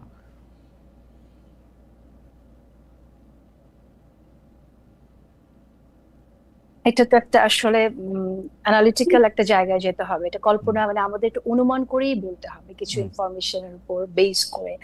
আমরা তো আসলে দেখলাম যে মাঝখানে এরকম ঠিক একদম টাইমিংটা যদি দেখি, যে সময়টায় এই তথ্যটা সামনে আসলো যে প্রধান উপদেষ্টার সাথে জেনারেল ওয়াকারুজ্জামানের একটা দূরত্ব আছে, তিনি চাননি প্রধান উপদেষ্টা হিসেবে তিনি দায়িত্ব নেই, এ ধরনের ইনফরমেশন আসলো সামনে, রাইট?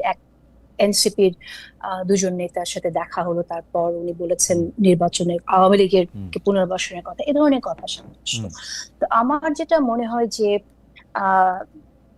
সেনা প্রধান এবং প্রধান উপদেষ্টা এই নির্বাচন প্রশ্নে ওনাদের কোনো দূরত্ব আছে বলে আমার কাছে মনে হয়নি। এটা হয়তো কোনো কোনো এনসিপি নেতার মনে হতে পারে যে জেনারেল ওয়াকারুজ্জামান থাকলে নির্বাচন দিয়ে দিতে হবে, কারণ তিনি ওই উচ্চারণ করেছিলেন যে ডিসেম্বরের মধ্যে নির্বাচন দিতে হবে। আমরা যেটা জানি, আমাদের অ্যানালিসিস থেকে আমরা এটা বলতে পারি যে সেনাবাহিনী কিন্তু বিচ্ছিন্নভাবে থাকে না। সেনাবাহিনীকে কিন্তু বিশ্বের অন্যান্য দেশের সাথে কাজ করতে হয়, তাই না? যেমন আমাদের সরকার প্রধানকেও কাজ করতে হয়, সেনাবাহিনী প্রধানের সাথেও কিন্তু একরকম যোগাযোগ থাকে জাতিসংঘ থেকে শুরু করে অন্যান্য প্রতিষ্ঠানের। তো আপনি যদি বহির্বিশ্বের দিকে তাকান, তারাও কিন্তু চায় যেখানে ডেমোক্রেসি রিস্টোর হোক দ্রুত। সো ওই জায়গা থেকে এটা প্রধান উপদেষ্টা তো আপনি জানেন এখন বলেছে ডিসেম্বরের মধ্যে নির্বাচন প্রস্তুতির কথা, কারণ প্রধান উপদেষ্টাও তো যোগাযোগটা তো প্রধান উপদেষ্টার সাথেই হয়, যে বাইরের আন্তর্জাতিক যেটি চাপের কথা আমরা শুনছি যে এখানে আসলে, কারণ আমরা তো আসলে গ্লোবালাইজেশনের সময়ে বাস করছি, আমরা তো একে অপরের উপর নির্ভরশীল। বিশ্বের অন্যান্য দেশগুলো কিন্তু আমাদের সাথে একটা সম্পর্ক রাখতে চায়, কারণ তাদের আমাদের সাথে যে রিলেশনশিপটা আছে এবং বিনিয়োগটা আছে এবং বিনিয়োগ বাড়ানোর বায়োলেটারাল যে বিষয়গুলো আছে সেটার জন্য তারা হয়তো একটা স্থিতিশীল পরিবেশ দেখতে চায়। সেই জায়গা থেকে নির্বাচনের কথা হয়তো তারা বলে, এবং প্রধান উপদেষ্টা ওটা চান, এবং জেনারেল ওয়াকারুজ্জামান আমার অ্যানালাইসিস যেটা বলে সেই জায়গা থেকে উনি বলেছেন যে দেশে ডেমোক্রেসি আসা দরকার, ডিসেম্বরের মধ্যে নির্বাচন, এবং এই এই এই কারণেই হয়তো একটা দূরত্ব সৃষ্টি হতে পারে, এবং অনেকে মনে করতে পারে যে উনি থাকলে সরকার নির্বাচন দ্রুত দিয়ে দেবে। এটা আমার জাস্ট একটা অনুমান। আমরা খুবই গুরুত্বপূর্ণ 2-3টা মন্তব্য এসেছে 2-3টা জায়গা থেকে। আমরা যদি 2টা মিনিট একটু সময় নেই, কারণ আমি অনুষ্ঠান শেষ করে দিতে চেয়েছিলাম। 2টা মন্তব্য যেতে হবে আমার অফিসে তো। আচ্ছা, আপনি কি 1 মিনিটে আপনি একটু অ্যাড্রেস করবেন? 1 মিনিট স্যার, আপনার জায়গা থেকে হচ্ছে 1 মিনিটের একটা মন্তব্য আছে। সেটা হচ্ছে যে বাংলাদেশের সাংবাদিকতার ইতিহাসে কখনো সামরিকভাবে ক্ষমতাধর সামরিক বাহিনী নিয়ে কোনো অনুসন্ধানী সাংবাদিকতা হয়েছে কি, বা হয়েছে কিনা, সেটা সম্ভব কিনা? বাংলাদেশের সামরিক বাহিনীর নিয়ে, সামরিক বাহিনীর কেনাকাটা নিয়ে, সামরিক বাহিনীর পদায়ন নিয়ে, যেই সব জায়গায় আর্থিক দুর্নীতির সম্ভাবনা আছে সেই সব জায়গা নিয়ে অনুসন্ধানী সাংবাদিকতা হয়েছে কিনা, এবং এটা সম্ভব? হয়েছে, অবশ্যই সম্ভব। কেন সম্ভব হবে না? অবশ্যই সম্ভব। আমি নিজেও অনেক কিছু লেখালেখি করছি।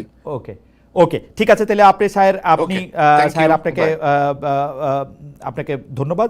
আমি Thank you. জেসিন, আপনার জন্য যে দুইটি বিষয় সেটা হচ্ছে আপনি মন্তব্য করলেও করতে পারেন, আপনার যদি সময় না থাকে আপনি ইয়েও করতে পারেন। শেষ মুহূর্তে যেহেতু এসেছে মন্তব্যগুলির একটা সেটা হচ্ছে যে কওমি জননী যারা বলেছিল বিগত সরকারকে তারা ফৌজদারি অপরাধ করেছে কিনা, সেই গোষ্ঠী তো অনেক বেশি ক্ষমতাধর এখনো।